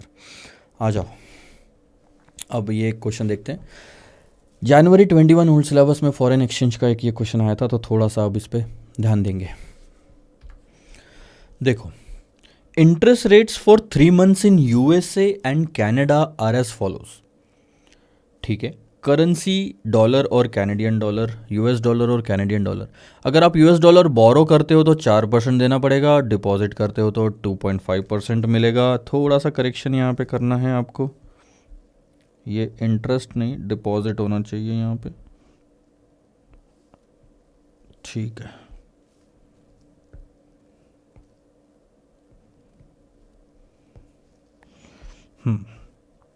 ठीक है, तो ये आपको 2.5% मिलेगा as a deposit. Canadian dollar में बोरो करते हो तो 4.5 एंड इन्वेस्ट करते हो तो 3.5। अब कैनेडियन डॉलर पर यूएस डॉलर स्पॉट आपको दिया हुआ है 1.235 और 240। ये इसको हम कैसा लेंगे सर, बहुत सिंपल है, 1.235 यूएस डॉलर पर कैनेडियन डॉलर लोगे या कैनेडियन डॉलर पर यूएस डॉलर लोगे, ये एक बहुत ही बड़ा क्या कहते हैं हम, कन्फ्यूजन पैदा करने वाला है हमेशा आपको। लेकिन इस चीज़ में आप क्लियर रहे कि यहाँ पे सिंबल यूज़ किया हुआ है, सिंबल यूज़ किया हुआ है, ये कैनेडियन डॉलर पर यूएस डॉलर है। और कैनेडियन डॉलर और यूएस डॉलर में ज़्यादा वैसे फ़र्क है नहीं, तो ये बताना बहुत डिफ़िकल्ट हो जाता है कि कभी कभी कौन बड़ा कौन छोटा। फ़िलहाल के लिए कैनेडियन डॉलर छोटा है, इसलिए एक से ज़्यादा देने पड़ेंगे एक यूएस डॉलर के लिए। तो स्पॉट आपका आ गया, यहाँ पे यूएस डॉलर बेस करेंसी हो गई। Advise the currency in which borrowing and lending for 3 months needs to be done for the US company. 3 महीना यानी 90/360 ले सकते हो, यानी equal days in a month. तो अब आपको बताना है कि हमने इतना डेटा देने के बाद में भी बोरो किस में करना है और इन्वेस्ट किस में करना है। ये आर्बिट्राज वाला वो क्वेश्चन है तो सही, लेकिन यहाँ ज़्यादा डेटा दिया है। सिर्फ 2 रेट इंटरेस्ट के और 2 स्पॉट फॉरवर्ड के रेट ऐसे नहीं है, यहाँ पे बिड आस्क भी है, तो 4 वैल्यूज़ ये हो गई। बोरो, इंटरेस्ट और इन्वेस्टमेंट का दोनों का अलग रेट है, तो 4 वैल्यूज़ ये भी हो गई।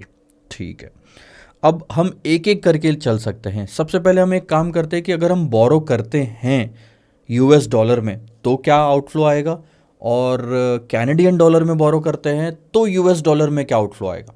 यानी दोनों केस में हम यूएस डॉलर में कितना आउटफ्लो आता है वो देख लेते हैं। एक करोगे तो भी आपको आंसर तो पता चल ही जाएगा। देखो, अंदाज़ा देखना। लेट्स से फॉर एग्जांपल सबसे पहले हम बोरोइंग की बात करते हैं, और आप यूएस डॉलर बोरो कर लो, आप $1000 बोरो कर लो। चलो ठीक है, आपने $1000 बोरो किया तो कितना परसेंट देना पड़ेगा, 4% देना पड़ेगा। और ये कितने टाइम के लिए है, 90 डेज़ के लिए। सो 0.04 इंटू 90/360 प्लस 1 यानी 1% हो गया। आप इस पर 1% यानी कि 3 महीने में $1010 आपकी लाइबिलिटी आ जाती है। ठीक है, अब मेरी बात को ध्यान से समझना। आप वही यूएस डॉलर बोरो ना करते हुए इतने ही यूएस डॉलर के लिए अगर कैनेडियन डॉलर बोरो करते तो कितना बोरो करना पड़ता, इतना बोरो करो कि 1000 यूएस डॉलर मिल जाए। ठीक है सर, आपकी बेस करेंसी भी यूएस डॉलर है, तो आज $1000 खरीदने के लिए बैंक का कौन सा रेट लगेगा, आस्क रेट लगेगा। हम यूएस डॉलर खरीदना चाहते हैं, बैंक बेचना चाहती है, तो ये रेट लगा। अब आप देखो, क्या आपको नहीं लगता कि 1.240 के रेट से इतने कैनेडियन डॉलर आपको बैंक से बोरो करने पड़ेंगे, फिर स्पॉट मार्केट में ले जाके बेचोगे इस रेट पे तो आपको $1000 मिलेंगे। यानी दोनों केस में स्टार्टिंग में $1000 का ऑब्जेक्टिव अचीव हो गया। अब ये जो आपने बोरो किया कैनेडियन डॉलर 1240, इस पे आप इंटरेस्ट पे करोगे कितना, 4.5%। ठीक है, तो 0.045 मैं यहाँ ले लेता हूँ, 1240 इंटू 1 प्लस 0.045 इंटू 90/360। देखो,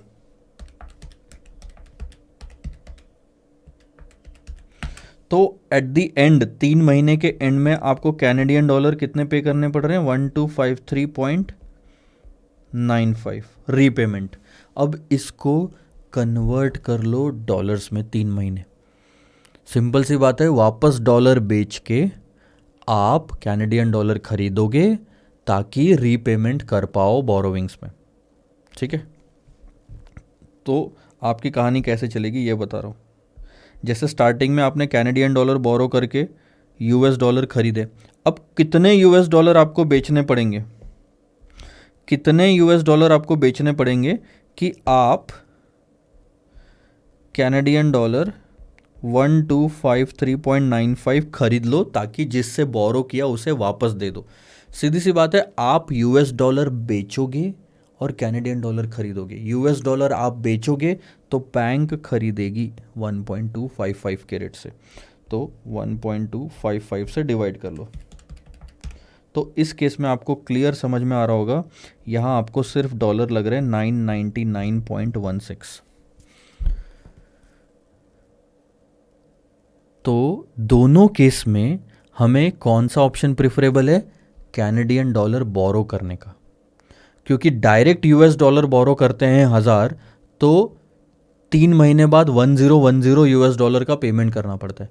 लेकिन आज अगर सिर्फ हम कैनेडियन डॉलर बोरो करके $1000 में कन्वर्ट करवा ले तो 3 महीने बाद इतना पे करने के लिए इंटरेस्ट के साथ सिर्फ $999 लगेंगे। तो या तो 1010 का आउटफ्लो या तो 999। आई वुड चूज 999 3 महीने बाद। तो आज क्या बोरो करना है? Canadian dollar. सिंपल सा आंसर आपका ख़त्म यहीं पे। कैनेडियन डॉलर बोरो करो और यूएस डॉलर इन्वेस्ट करो, कहानी ख़त्म।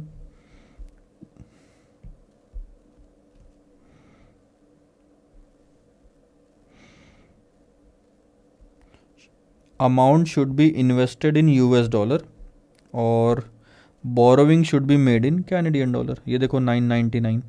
या तो ये आउटफ्लो पसंद है आपको या तो ये आउटफ्लो पसंद है। कौन सा आउटफ्लो पसंद है? जिसमें कम है। और ये कब है? जब हमने बोरो किया कैनेडियन डॉलर।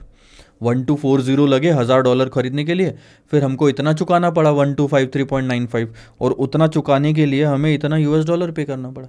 आप इन्वेस्टमेंट के साइड इतना जो पार्ट है ना, ये इन्वेस्टमेंट वाला, ये तो करने की ज़रूरत भी नहीं है, फिर भी आपका आंसर निकल जाएगा। अगर एक आंसर आपका निकल गया बोरो कैनेडियन डॉलर, तो दूसरा आंसर क्या है? Invest US dollar. आप इन्वेस्टमेंट भी करके देख लो। इन्वेस्टमेंट डॉलर में करोगे तो ज़्यादा आ रहा है, और अगर कैनेडियन डॉलर यूएस डॉलर में करोगे इन्वेस्टमेंट तो ज़्यादा आ रहा है, और अगर कैनेडियन डॉलर में करोगे तो यूएस डॉलर आपको कम मिलते हैं। तो इन्वेस्टमेंट किस में करना है? यूएस डॉलर में। ठीक है सर, आगे बढ़ते हैं क्वेश्चन नंबर 53 की तरफ। ये काफ़ी सिंपल क्वेश्चन है तो जल्दी हो जाएगा। Have a look. एक ट्रेजरी डेस्क है of a global bank incorporated in UK wants to invest GBP 200 million. उनके पास कितना पैसा है? 200 million GBP on 1 January 2019 for 6 months. ठीक है, दो ऑप्शन है सर आपके पास में। या तो आप इक्विटी में इन्वेस्टमेंट कर दो या तो फिक्स्ड इनकम यानी कि बॉन्ड में इन्वेस्टमेंट कर दो। ठीक है, अगर इक्विटी में इन्वेस्टमेंट करते हैं तो क्या होता है, थोड़ा ध्यान देना। देखो 200 मिलियन अगर आप इक्विटी में इन्वेस्टमेंट करोगे तो वो इक्विटी है सर जापान में, यानी सबसे पहले आपको GBP को जापानीज येन में कन्वर्ट करना पड़ेगा।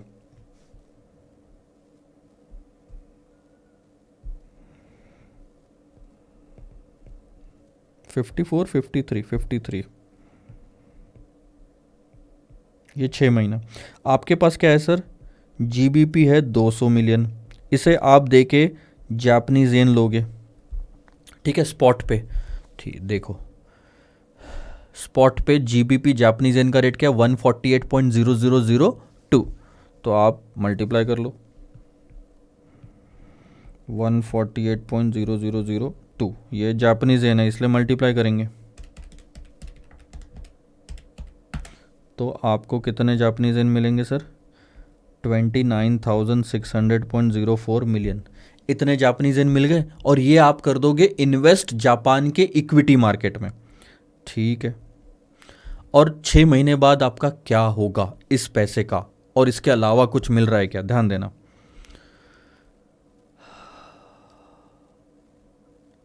Invest the entire GBP 200 million in high dividend yielding Japanese securities that would earn a dividend income of Japanese yen 1182। कितना डिविडेंड मिला आपको? JPY 1182 का 6 महीने में। इसके बाद the dividends are declared and paid on 29 June. देखो आपने 1 जनवरी को इन्वेस्टमेंट करा, 30 जून तक करना ही था और 29 जून को पूरा डिविडेंड मिल गया, तो ये पूरी इनकम हो गई। Post dividend the securities are expected to quote at a discount of 2%। इसका मतलब जो मार्केट वैल्यू थी ना 29,600 की, वो गिर गई सर। क्यों? क्योंकि डिविडेंड बांटा कंपनी ने। डिविडेंड बांटने पे रियलिटी में भी मार्केट प्राइस थोड़ी गिर जाती है। तो कितनी गिरी? 2% से गिर के हो गई लेस 2%। तो मार्केट वैल्यू अगर आप देखोगे जब बेचने जाओगे तो वो निकलेगी 29,008.04। ये करंट मार्केट वैल्यू, ये डिविडेंड की इनकम। और the desk also plans to earn Japanese and 10 million on the stock borrowing and lending activity because of this investment. 6 महीने तक आपने स्टॉक खरीद लिया तो बीच बीच में आप क्या कर रहे हो पता है? अपने स्टॉक्स को लेंड कर रहे हो, किसी और को दे रहे हो, उससे आपकी इनकम कितनी हो रही है? 10 मिलियन की। तो जो स्टॉक लेंडिंग एंड बोरोविंग वाली स्कीम थी, लेंडिंग एंड बोरोविंग की स्कीम, उसमें भी आपने 10 मिलियन कमाए। ठीक है, अब the securities are to be sold on 29 June with T+1 settlement. 29 जून को बेचोगे और उसके एक दिन बाद में आपका सेटलमेंट हो जाएगा 30 तारीख की शाम तक। अमाउंट जितना भी होगा वो आप वापस लंदन ले आओगे 6 महीने बाद। तो लंदन जब 6 महीने बाद लाओगे तो कौन सा रेट लगेगा? 150 का। ठीक है सर, तो ये आप टोटल कर लो कितना आपने कमाया। 30,200.04 ये आपने कमाया। सेल कर दिया ना सारा का सारा। ये सारा का सारा आप लेके आओगे 150 के रेट से जो 6 महीने बाद चल रहा है।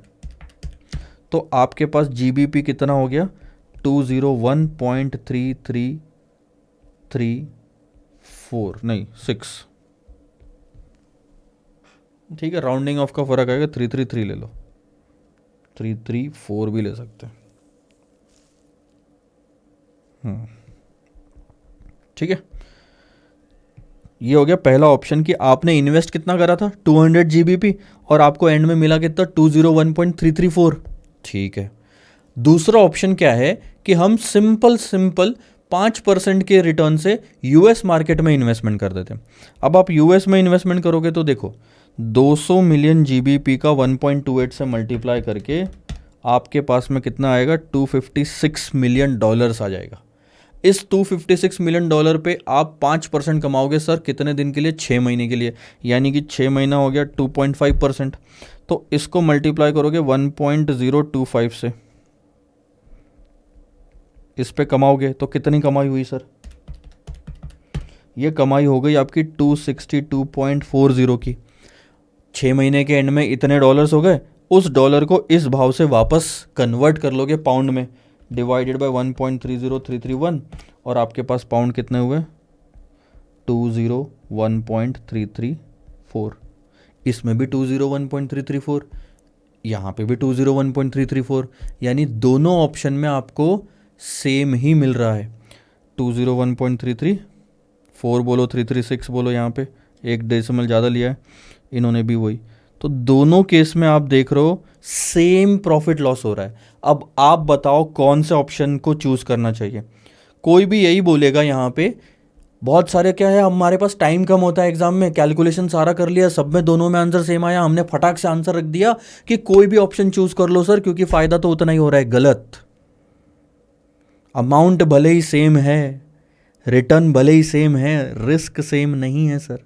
जो चीज हिडन थी उस पर तो आपने ध्यान दिया ही नहीं, कैलकुलेशंस में इतने बिजी रह गए कि आपने ये चीज़ नहीं देखा कि ये तो इक्विटी मार्केट है और ये फिक्स्ड इनकम यानी बॉन्ड मार्केट है, ये बहुत रिस्की है सर और ये ज़ीरो रिस्क है ऑलमोस्ट। तो बताओ 1.334 की इनकम यहाँ से पसंद करोगे कि यहाँ से पसंद करोगे? सर रिस्क वाली इनकम लेने से अच्छा तो मैं ज़ीरो रिस्क वाली इनकम ले लूँ। ये तो इन्वेस्टमेंट कहाँ जाना चाहिए आपका? फिक्स्ड इनकम में। भैया इससे 2 गुना 3 गुना ज़्यादा मिलता ना इक्विटी में, तब जाके मैं रिस्क लेता। बट अगर अमाउंट सेम ही मिलनी है तो मैं रिस्क लिए बगैर कमाना चाहूँगा। ठीक है ना, यही चीज़ यहाँ पे आपकी लिखी हुई है। However, from the risk perspective, the investment in fixed income desk of US is more beneficial as the chance of variation in fixed income security is less as compared to equity. क्योंकि equity risky होता है, तो जो भी आज आप assume कर रहे हो कि इतना कमाओगे शायद वो ऊपर नीचे हो जाए, लेकिन फिक्स्ड इनकम में जो आप अज्यूम कर रहे हो वो चांसेस ज़्यादा है कि वैसा का वैसा ही होगा। क्वेश्चन नंबर 54 एग्जैक्ट वैसा ही क्वेश्चन है। इसमें भी देखो स्टॉक लेंडिंग है, डिविडेंड है, जापान में इन्वेस्ट कर रहे हो, यूएसडी में इन्वेस्ट कर रहे हो, आपके पास में इसमें रुपीज़ है, वहाँ जीबीपी था, यहाँ रुपीज़ है। इन दोनों में भी आंसर सेम ही आता है सर, फॉर्चुनेटली। ये देखो दोनों में आंसर सेम ही आया। अल्टीमेटली वापस वही बोलोगे कि जो रिस्क फ्री है उसमें इन्वेस्टमेंट करना है। बस 2 अलग अलग एग्जाम में अलग अलग तरीके से एग्जाम क्वेश्चन पूछा गया। ठीक है, 54 आपका होमवर्क है। 55 अब हम एक छोटे से ब्रेक के बाद कंटिन्यू करते हैं सर। See you. देखो, messrs A limited is planning to import equipment from Japan. Messrs A limited Japan से कोई मशीन मंगाना चाहते हैं जिसकी कीमत है 3,400 लाख येन। तो जैसे ही मशीन आएगी आपको 3,400 लाख येन देने। बात आती है कि ये पैसे आएंगे कहाँ से? 2 जगह है सर, या तो इंडिया से, ध्यान देना, दिमाग पे थोड़ा जोर डालना, या तो इंडिया से रुपए बोरो करो बैंक से, उसको डीलर के पास देके 3,400 लैक्स येन खरीदो और इस पार्टी को दे दो, इस पार्टी की कहानी करो ख़त्म। अब ठीक 6 महीने बाद जिस कम बैंक से बोरो किया था उसे इंटरेस्ट के साथ पैसा चुका दो। ये एक ऑप्शन है। पहले इसका 6 महीने बाद कितना आउटफ्लो आता है ये देख लेते हैं। सबसे पहली बात तो इसको खरीदने के लिए लगने वाले रुपए, उसके लिए हमें लगेगा एक्सचेंज रेट। जैसे ही हम निकालेंगे तो ये रुपए हम बोरो करेंगे, बोरो करते ही हम कोई इंटरेस्ट रेट होगा वो लगाएंगे, तो 6 महीने का हमको आउटफ्लो पता चल जाएगा। ठीक है, आज अगर हमें खरीदना है तो 340 येन देना पड़ता है 100 रुपये के लिए। तो आप 3,400, ध्यान देना, 3,400 divided by 340 more multiplied by 100 अगर करते हो तो आपको पता चल जाएगा कितने रुपए की ज़रूरत है। तो एक्चुअल में जो एक्सचेंज रेट है वो 340 बाय 100 यानी 3.4 का है। सो 3,400 डिवाइडेड बाय 3.4 करोगे, आपको 1,000 लाख रुपीज़ की ज़रूरत है। वो आप बोरो करोगे। और ध्यान देना, इंडियन बैंक जो है वो 18% पर एनम इंटरेस्ट चार्ज करेगी, और वो भी क्वार्टरली रेस्ट के साथ में। इसका मतलब क्या है सर? क्वार्टरली कंपाउंडिंग होगी। तो क्वार्टर का रेट कितना आता है? 4.5%। यानी कि अगर आप यहाँ पे 1,000 लाख का लोन लोगे तो यहाँ आप पे 4.5% इंटरेस्ट चार्ज करा जाएगा, यहाँ आप पे 4.5% इंटरेस्ट चार्ज करा जाएगा। चार्ज तो कर रहे हैं लेकिन पेमेंट कहाँ हो रहा है? सारा का सारा 6 मंथ्स के एंड में हो रहा है। तो ये जो 4.5% है ना, दूसरा वाला, ये इस इंटरेस्ट पे भी लगेगा और प्रिंसिपल पे भी लगेगा। तो कैलकुलेशन कुछ इस तरह से होंगे, 1.045 का स्क्वायर 2 बार लग रहा है। सो 1.045 इंटू इक्वल टू इंटू 1,000, तो टोटल आउटफ्लो आ गया 1092.03 का। ठीक है, 1,000 का लोन लिया, इंटरेस्ट लगाया, और ये देखो ये जो 4.5% है ये इन दोनों इस पे लगा है, 1,000 पे भी और 45 पे भी, दूसरा वाला कंपाउंडिंग कहते हैं इसे। तो टोटल आउटफ्लो कितना हो गया आपका? 1092.03। इतना तामझाम करने की ज़रूरत नहीं है, सीधा सीधा ऐसा लिखो और आपकी कहानी एक लाइन में ख़त्म होती है, 1,000 इंटू 1.045 का स्क्वायर। ठीक है, पहला ऑप्शन काफ़ी आसान था। पहले ऑप्शन में हमारा इतना आउटफ्लो आ रहा है। जो दूसरा ऑप्शन दिया है, अगर उससे कम आउटफ्लो आया ना, उसमें अगर इससे कम आउटफ्लो आया तो हम दूसरा ऑप्शन चूज करेंगे। दूसरे ऑप्शन को थोड़ा सा इमेजिन करने की कोशिश करो। जिस देश से हमने मशीन लाई है उसी देश में हमारे देश के बैंक की एक ब्रांच है। जैसे मान लो आईसीआईसीआई बैंक है, आईसीआईसीआई बैंक इंडिया में, आईसीआईसीआई बैंक की जापान में एक ब्रांच है। उस ब्रांच ने हमको ऑफर करा कि भैया आप हमारे पास में लेटर ऑफ क्रेडिट ओपन करवा लो, उसका कुछ चार्जेस देना पड़ेगा ओपन कराने का। जैसे ही आप ओपन करा लोगे वैसे ही हम आपके बिहाफ में उस मशीन वाली पार्टी को 3,400 लाख येन का पेमेंट कर देंगे। तो आपका टेंशन खत्म। अब आप हमें 6 महीने में चुकाते रहना, यानी हम उस ब्रांच को 6 महीने में लोन चुकाएंगे। 3,400 लाख का एक तरह से उन्होंने हमको क्रेडिट दिया, तो उस पे इंटरेस्ट चुकाना पड़ेगा हमको। ठीक है, 6 महीने बाद। ध्यान देना अब यहां पे क्या होगा।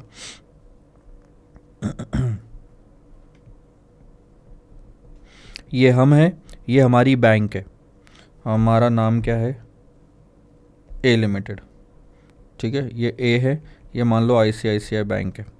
ये मशीन वाली पार्टी है, ठीक है, वेंडर, और ये वो ब्रांच है, ओसाका ब्रांच, वहाँ के जगह का नाम है ये हम ब्रांच ले लेते हैं, सिंपल सिंपल।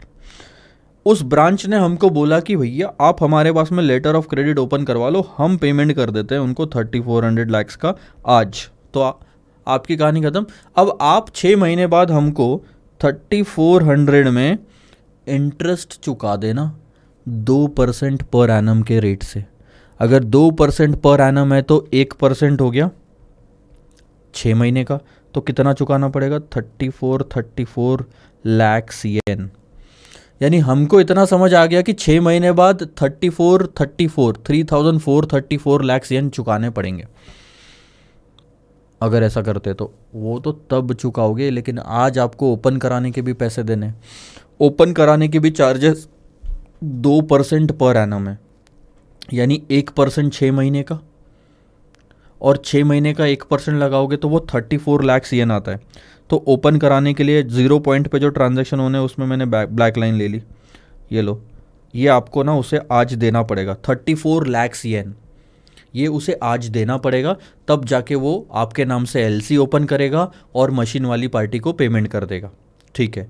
लेकिन ये 34 लाख येन आपको आज डीलर से खरीदने पड़ेंगे, ध्यान देना, ये आप डीलर से खरीदोगे। डीलर आपको कब देगा? जब आप उसको पैसा दोगे रुपीज़ में, तो आपको वो येन देगा जब आप उसको 10 लाख रुपए ले जाके दोगे, क्योंकि आज का रेट क्या है 340, करके देख लो, 340 से डिवाइड करो इसको और 100 से मल्टीप्लाई करो, 10 लाख रुपए डीलर को दो, येन ले जाओ आज और ब्रांच को दे दो ओपन करने के लिए। अब आपके पास में 10 लाख रुपए आएंगे कहाँ से? बैंक देगी सर आपको 10 लाख रुपए का लोन आज आपको बैंक देगी 10 लाख रुपए का लोन, जो आपको चुकाना है 6 महीने बाद में, सिंपल। तो 10 लाख रुपए का लोन 1.045 करके आप चुकाओगे, वापस वही सीन। तो आपका लोन का जो रीपेमेंट है वो 10.92 आ जाएगा। इसके अलावा जापानीज पार्टी को भी आपको 34 का क्रेडिट मिला था ना आज, 3400 का, 1% के साथ 34 लाख येन आपको देने पड़ेंगे।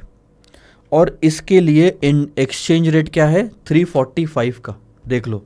तो आप 345 से डिवाइड करो, आपको पता चल जाएगा कि कितना, 3434 डिवाइडेड बाई 345 इंटू 100, तो आपका 995.36 लाख रुपीस का और पैसा जाएगा लोन चुकाने के लिए, जो ओसाका जापानीज ब्रांच से लिया था।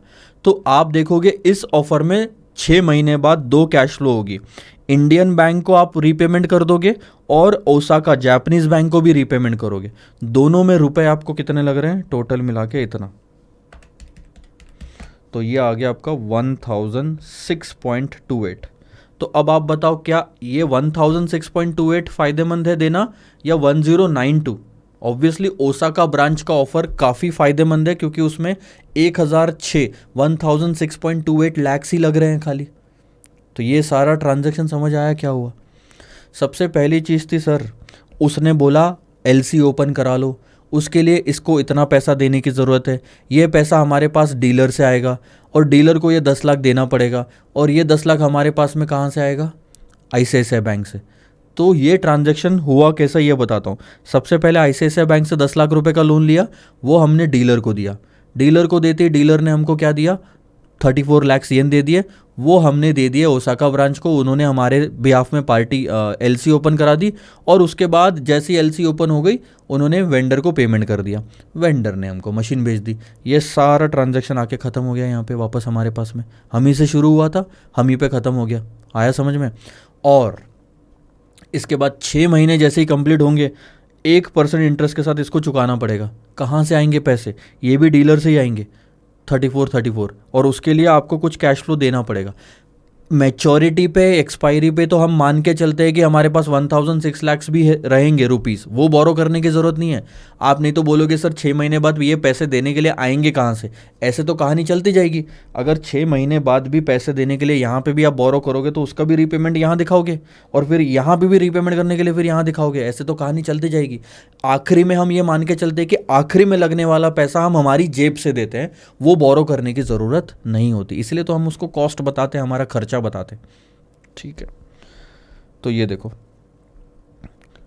आया 1006। इंस्टीट्यूट ने एक गलती करी है यहाँ पे, ये जो 10 लाख का लोन लिया है ना, उस पे 2 क्वार्टर का इंटरेस्ट सिर्फ 0.90 लगा है, जबकि 1.045 इंटू 1.045 क्वार्टरली रेस्ट होना चाहिए था, वो क्वार्टरली रेस्ट लिया नहीं है।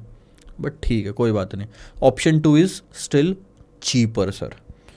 आ जाओ क्वेश्चन नंबर 56 पे। काफ़ी मज़ेदार क्वेश्चन है सर, ये इतना आसान नहीं है ये समझना क्वेश्चन को।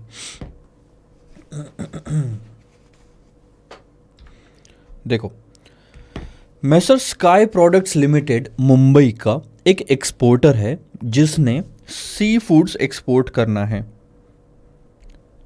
Submitted a 60 days bill for €5 lakh drawn under an irrevocable letter of credit for negotiation. ठीक है, आपको नहीं समझ आया होगा, अब हम समझेंगे इसको। देखो, स्टोरी बनानी पड़ती है ना यार इसके पीछे। फिर क्वेश्चन नंबर कौन सा है ये? 56। ये है हमारी कंपनी,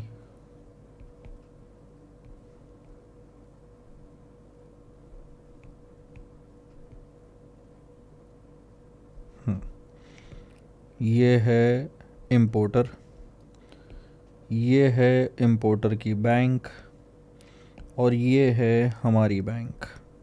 ठीक है, अब देखना ट्रांजैक्शंस। एक्सपोर्टर, इंपोर्टर, बैंक और बैंक। देखो, अब समझो ट्रांजैक्शन को। एक्सपोर्टर और इंपोर्टर के बीच में कोई ट्रेड अगर होना है तो एक्सपोर्टर गुड्स भेजेगा, इंपोर्टर पेमेंट करेगा, लेकिन कोई ना कोई चीज़ तो पहले होगी। हम बोलेंगे कि मान लो हमने अगर गुड्स भेज दिए, एक्सपोर्टर ने गुड्स भेज दिए, क्या गारंटी है कि इंपोर्टर पेमेंट करेगा? और आपको लगता है कि अगर इंपोर्टर ने रिफ्यूज़ कर दिया तो हम उसके देश में जाके उसकी वाट लगाएंगे, वहाँ की गवर्नमेंट हमको सपोर्ट करेगी, उल्टा हमको ही पकड़ के जेल में डाल दिया तो हम पंगे नहीं ले सकते वहाँ जाके। चलो ठीक है, तो रिस्क तो है ना ऐसा इंटरनेशनल ट्रेड करने में। इंपोर्टर को हमने अगर पहले पैसा मान लिया तो कहानी सॉर्ट आउट हो सकती है, पहले पैसा आ जाएगा फिर हम माल भेज देंगे। अब आप इंपोर्टर के एंगल से देखो, एक्सपोर्टर का तो मामला सुलझ गया पहले पैसे लेके, लेकिन इंपोर्टर को देखो, अगर वो पहले पैसे दे देगा तो क्या गारंटी है कि वो गुड्स भेजेगा ही भेजेगा? वो आगे थोड़ी लड़ेगा अब यहाँ पे। और अच्छा, गुड्स भेजा तो फिर क्वालिटी का क्या इशू है? क्वालिटी अगर बराबर नहीं आई तो कई बार क्वालिटी तो मैटर करती है, और क्वालिटी ख़राब आ गई तो पैसा भी चला गया, गुड्स भी आ गए और क्वालिटी ख़राब आई है।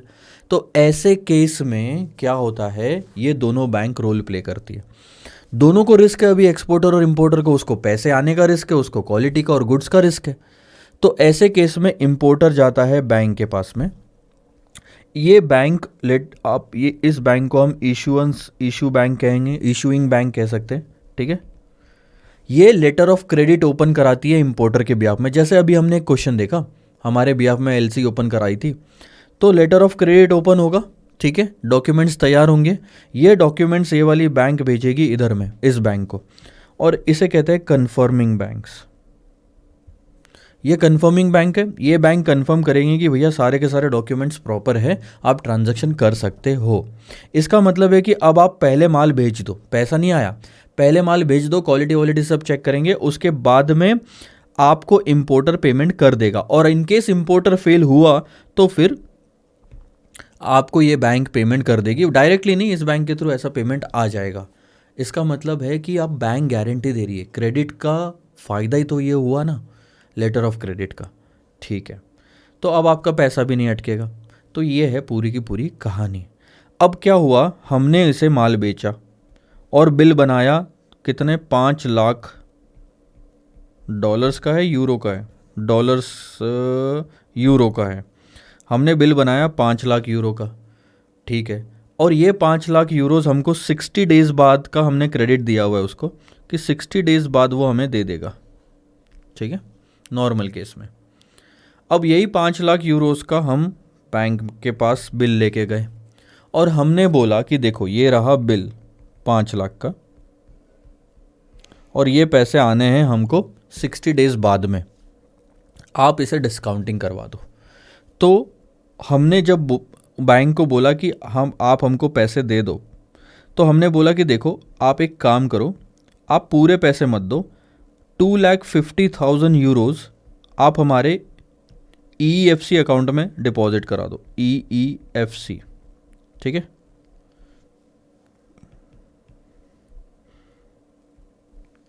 ये एक्सचेंज की अर्निंग्स, जो भी फॉरेन एक्सचेंज का जो पैसा होता है वो आप इस अकाउंट में जमा करा सकते हो। तो 2.5 लाख इधर और 2.5 लाख जितना रुपीज़ इधर। ठीक है, अब ध्यान देना, सबसे पहले तो हम ईएफसी की बात करते हैं। ये वो अकाउंट है सर जहाँ पे आप अपनी फॉरेन करेंसी की अर्निंग्स डिपॉजिट कर सकते हो बिना रुपए में कन्वर्ट कराए। आरबीआई की गाइडलाइन क्या बोलती है कि भैया आपके पास में अगर फॉरेन करेंसी है तो आप अपने पास होल्ड नहीं कर सकते, आपको तो वो कन्वर्ट करवानी ही पड़ेगी। लेकिन कुछ उपाय ऐसे होते हैं जहाँ पे आप ईएफसी अकाउंट जैसे में पैसा फॉरेन करेंसी का डिपॉजिट करवा दो, जिसको आप इस्तेमाल कर सकते हो फॉरेन के पेमेंट करने में।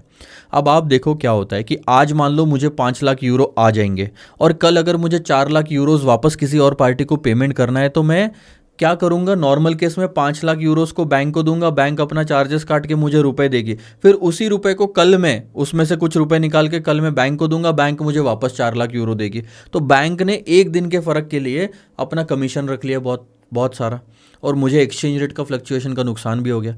ऐसे केस में बिना कन्वर्ट कराए मैं इस अकाउंट में वो पैसा रख सकता हूँ जिसको मैं पेमेंट्स करने के लिए इस्तेमाल कर सकता हूँ। ठीक है, तो ये ईएफसी अकाउंट हो गया। हमने यहाँ पे बोला कि 5 में से 2.5 लाख इधर डिपॉजिट करा दो, बाकी का हमको कन्वर्ट करवा के दे दो।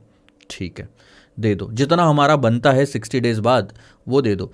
अब 60 डेज़ बाद अगर मिलता 5 लाख यूरो तो कितने रुपए होते वो, ये पहले पता लगाते हैं, क्योंकि उतना ही आज हमें मिलना है। आज का स्पॉट रेट नहीं लगेगा सर, आप ये मत बोलना कि स्पॉट रेट आज का लगने वाला है। स्पॉट रेट आज का लग रहा है तो वो तो फिर पैसे ही पूरे आज ही कन्वर्ट कराने जैसा हो गया। मान लो 60 डेज़ बाद आपके पास 5 लाख यूरो आते नॉर्मल केस में, तो आप बेचते, आप यूरो बेचते, बैंक यूरो खरीदती। लेकिन बैंक क्वेश्चन में अगर आप देखोगे तो रुपी और यूरो का डायरेक्ट रेट नहीं दिया हुआ है, रुपी और यूरो का डायरेक्ट रेट नहीं है, हमें क्रॉस रेट निकालना पड़ेगा। ठीक है, अब आप अगर क्रॉस रेट निकालना चाहते हो तो रुपी पर यूरो का क्या निकालोगे? बिड निकालोगे, आस्क निकालोगे? बहुत सिंपल सी भाषा में समझाता हूँ। आपके पास यूरो आते, आप यूरो बेचते तो बैंक यूरो खरीदती, बैंक का यूरो खरीदने का रेट लगता बिड। तो ऐसे में अगर हम क्रॉस रेट बनाना चाहे इक्वेशन, तो ये हो गया रुपी पर डॉलर और इनटू ये हो गया डॉलर पर रुपी, डॉलर पर यूरो, सॉरी,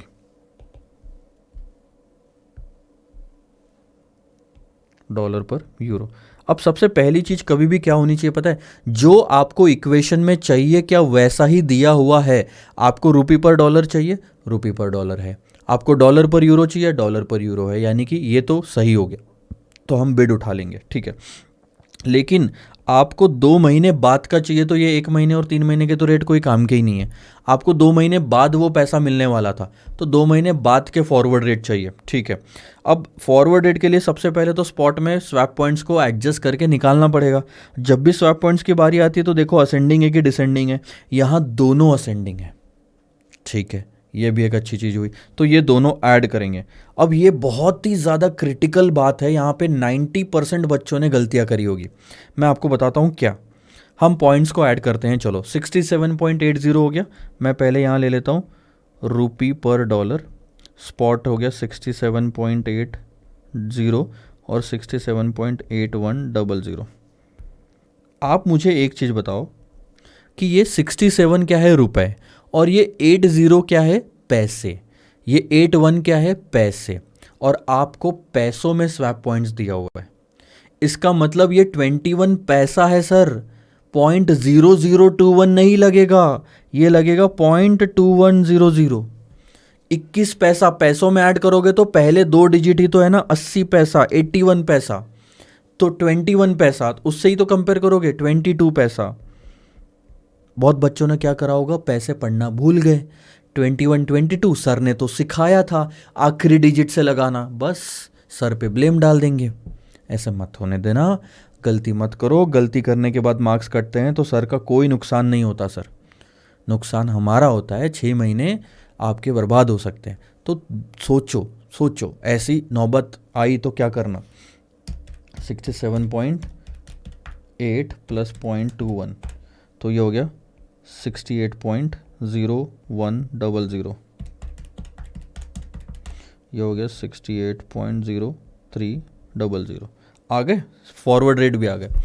इसके बाद भी एक और गलती हो गई, अगर आपने ये पकड़ लिया तो उधर देखना साइड वाले में सेंट्स दिया है, तो इसमें क्या है सर, जैसे पैसे यूज़ करे थे वैसे सेंट्स यूज़ करेंगे? नहीं, आप कर सकते थे, लेकिन सेंट्स आपको 0 पॉइंट में दिया हुआ है। यहाँ कहाँ 0 पॉइंट था, देखो पैसों में नहीं था ना, पूरे 21 पैसे थे। तो ये 20 सेंट्स नहीं है सर, 0.20 सेंट्स है, यानी 1 सेंट भी नहीं है ढंग से। 1 सेंट भी अगर होता तो आप ये 07 की जगह 7 जो है वहाँ लगाते, 80 में 0 की जगह लगाते, लेकिन ये 0.20 है। मान लो 15.20 सेंट्स होता तो क्या होता, 1520 लगाते। अभी 0 पॉइंट है, यानी सेंट्स के पहले 2 डेसिमल जो है वो तो 0 ही है, 0.20। तो ये वो 2 0 है जो आप पहले 2 डेसिमल पे लगाते, 2 नंबर पे लगाते। यानी कि ये जो 0.20, 0.25, 4045 है, ये आखिरी में लगेंगे, 0 पॉइंट है इसलिए। बस अब बताओ कितना टेक्निकल कर दिया इंस्टीट्यूट ने एक ही क्वेश्चन में। देखना मैं क्या करूँ, 0.0040, 0.0045, क्योंकि ये जो 2 0 है सेंट्स के वो 0 ही लिखा है इंस्टीट्यूट ने भी, यहाँ भी 2 0 0 ही है, इसलिए हमने भी वैसे ही लिखा। बस ये गलती का थोड़ा ध्यान रख लेना। और देखो आप अगर गलती कर भी रहे हो तो 90% चांसेस है गलती करने के यहाँ पे, तो ऐसा बुरा मानने वाली कोई बात नहीं है। बस बहुत बहुत मुश्किल से वो 1% में शायद आपका दिमाग लग सकता है। और मैं आपको बता रहा हूँ, मैंने भी जब पहली बार क्वेश्चन करा तो मैंने इतने जल्दी जल्दी में करा क्योंकि टाइम कम रहता है, तो मैंने भूल गया सेंट्स लेना। और जब मैं भी भूल सकता हूँ तो कोई वो बात है नहीं बुरी, ठीक है। अब आपको उठाना क्या है पहले तो ये देख लो, यहाँ से आपको बिड उठाना था रुपीज़ पर डॉलर का और बिड उठाना था डॉलर पर यूरो का। तो रुपीज़ पर डॉलर का बिड ये रहा 2 महीने का, ये रहा 2 महीने का, इन दोनों को मल्टीप्लाई कर लो, सीधा सीधा आपका रेट आ जाएगा 68.01 मल्टीप्लाइड बाय 1.0815, 73.5528। अच्छा एक और चीज़, इतना तो हुआ नहीं अभी, एक्सचेंज मार्जिन है 0.1% का, ये मत भूलो। ये सारे जो रेट आपको दिए हैं ये इंटर बैंक मार्केट के रेट है सर, यानी बैंक दूसरे बैंक से जब खरीदती बेचती है तब का। हमको क्या लगाएगी, हमको कब लगाती है वो रेट, इंटर बैंक में मार्जिन एडजस्ट करने के बाद हमको लगता है वो रेट, ठीक है। अब आप ध्यान देना, ये है बिड,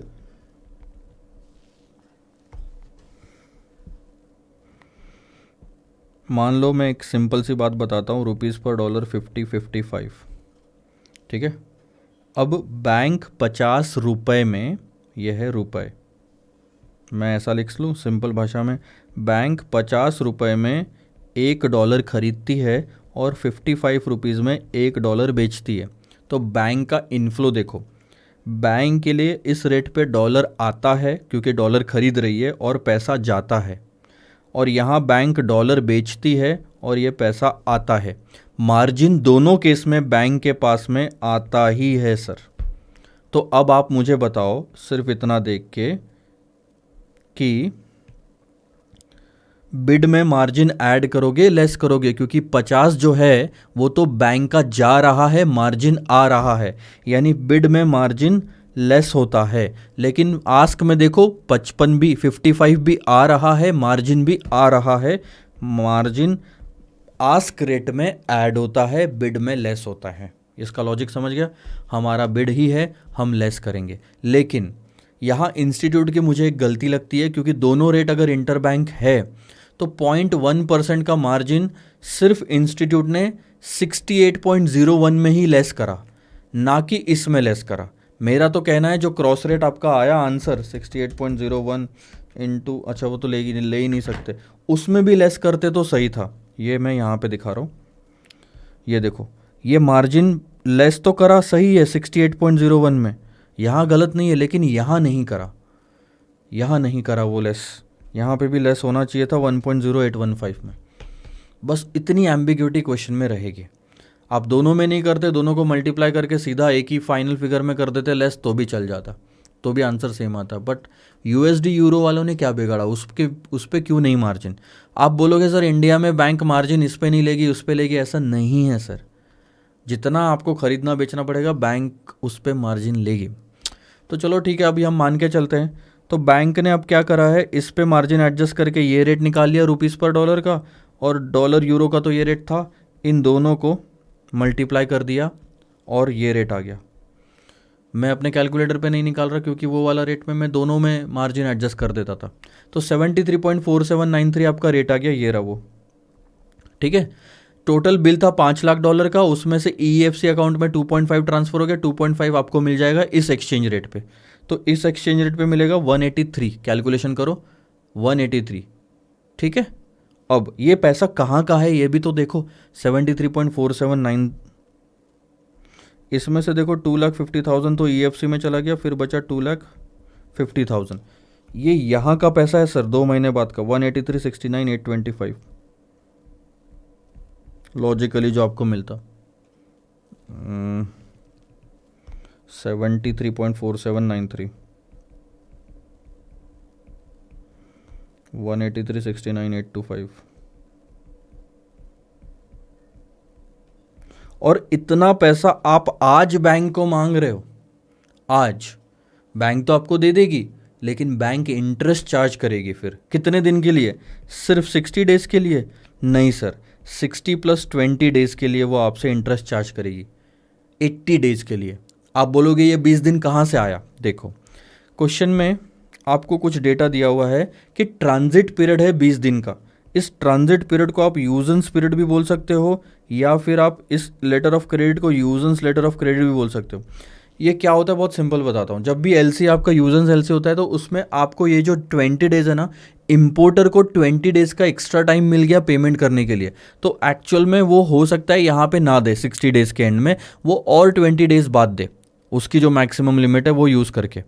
तो बैंक को वापस $5 लाख 5 लाख यूरोस कब आएंगे? 80 डेज बाद आएंगे। तो उसी में से ये 2.5 लाख यूरोस थे। तो बैंक अब आप पे 80 डेज का इंटरेस्ट चार्ज करेगी, क्योंकि आपको एक तरह से 80 डेज पहले पैसे मिल गए और बैंक को उसके पैसे 80 डेज बाद मिल रहे हैं। तो 80 डेज का वो पैसा चार्ज करेगी 8% के हिसाब से।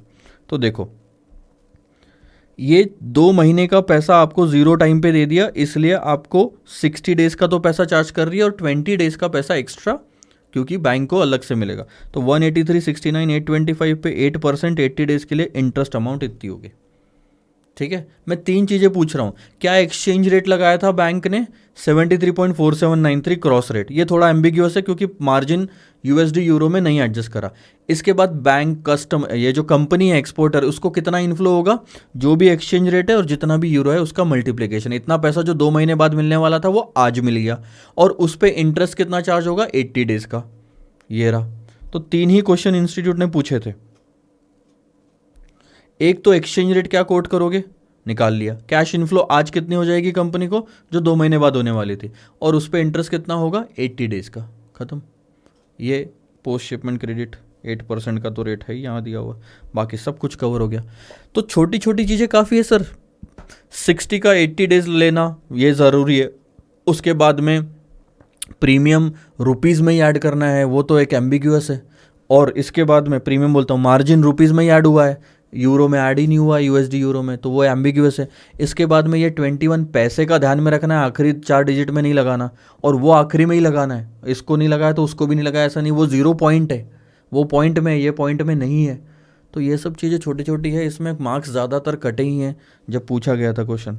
अननेसेसरी थोड़ा डिफिकल्ट कर दिया गया था इसको। चलो ठीक है, कोई नहीं। क्वेश्चन नंबर 56 तक तो हमारा सब कुछ हो गया ख़त्म। समझ में आया, मज़ा भी आया। ब्रेक ले लो सर। 56 के बाद में ये LC फेलसी सब खत्म हो गया। अब हमारा एक पीरियड शुरू होता है लीडिंग और लैगिंग का। लीडिंग और लैगिंग पे तकरीबन 57 से 62 तक क्वेश्चन है। हार्डली 1 या 2 क्वेश्चन या 3 क्वेश्चन मैक्सिमम हम इस पे लेंगे। आसान है काफ़ी कॉन्सेप्ट। पहले कॉन्सेप्ट समझाऊंगा, उसी में टाइम लगेगा। इसके बाद में sir hedging with forward contract, यानी यहाँ से हेजिंग शुरू होगी। अब आप देखना यहाँ पे, तो यहाँ पे भी फॉरवर्ड चलेगा। यहाँ से आपका फॉरवर्ड, फ्यूचर्स, फिर ऑप्शन, फिर मनी मार्केट, फिर ऑप्शन, मनी मार्केट और स्वैप। क्वेश्चन 89 तक सारी कहानी, और ये तो जल्दी जल्दी भी हो जाएगा, ज़्यादा टाइम भी नहीं लगेगा इसमें। मज़ा आने वाला है सर अगले लेक्चर में। तो लीडिंग और लैगिंग वाला जो पार्ट है सर, इससे शुरू करेंगे नेक्स्ट लेक्चर में। फ़िलहाल के लिए सर इतना ही। सी यू।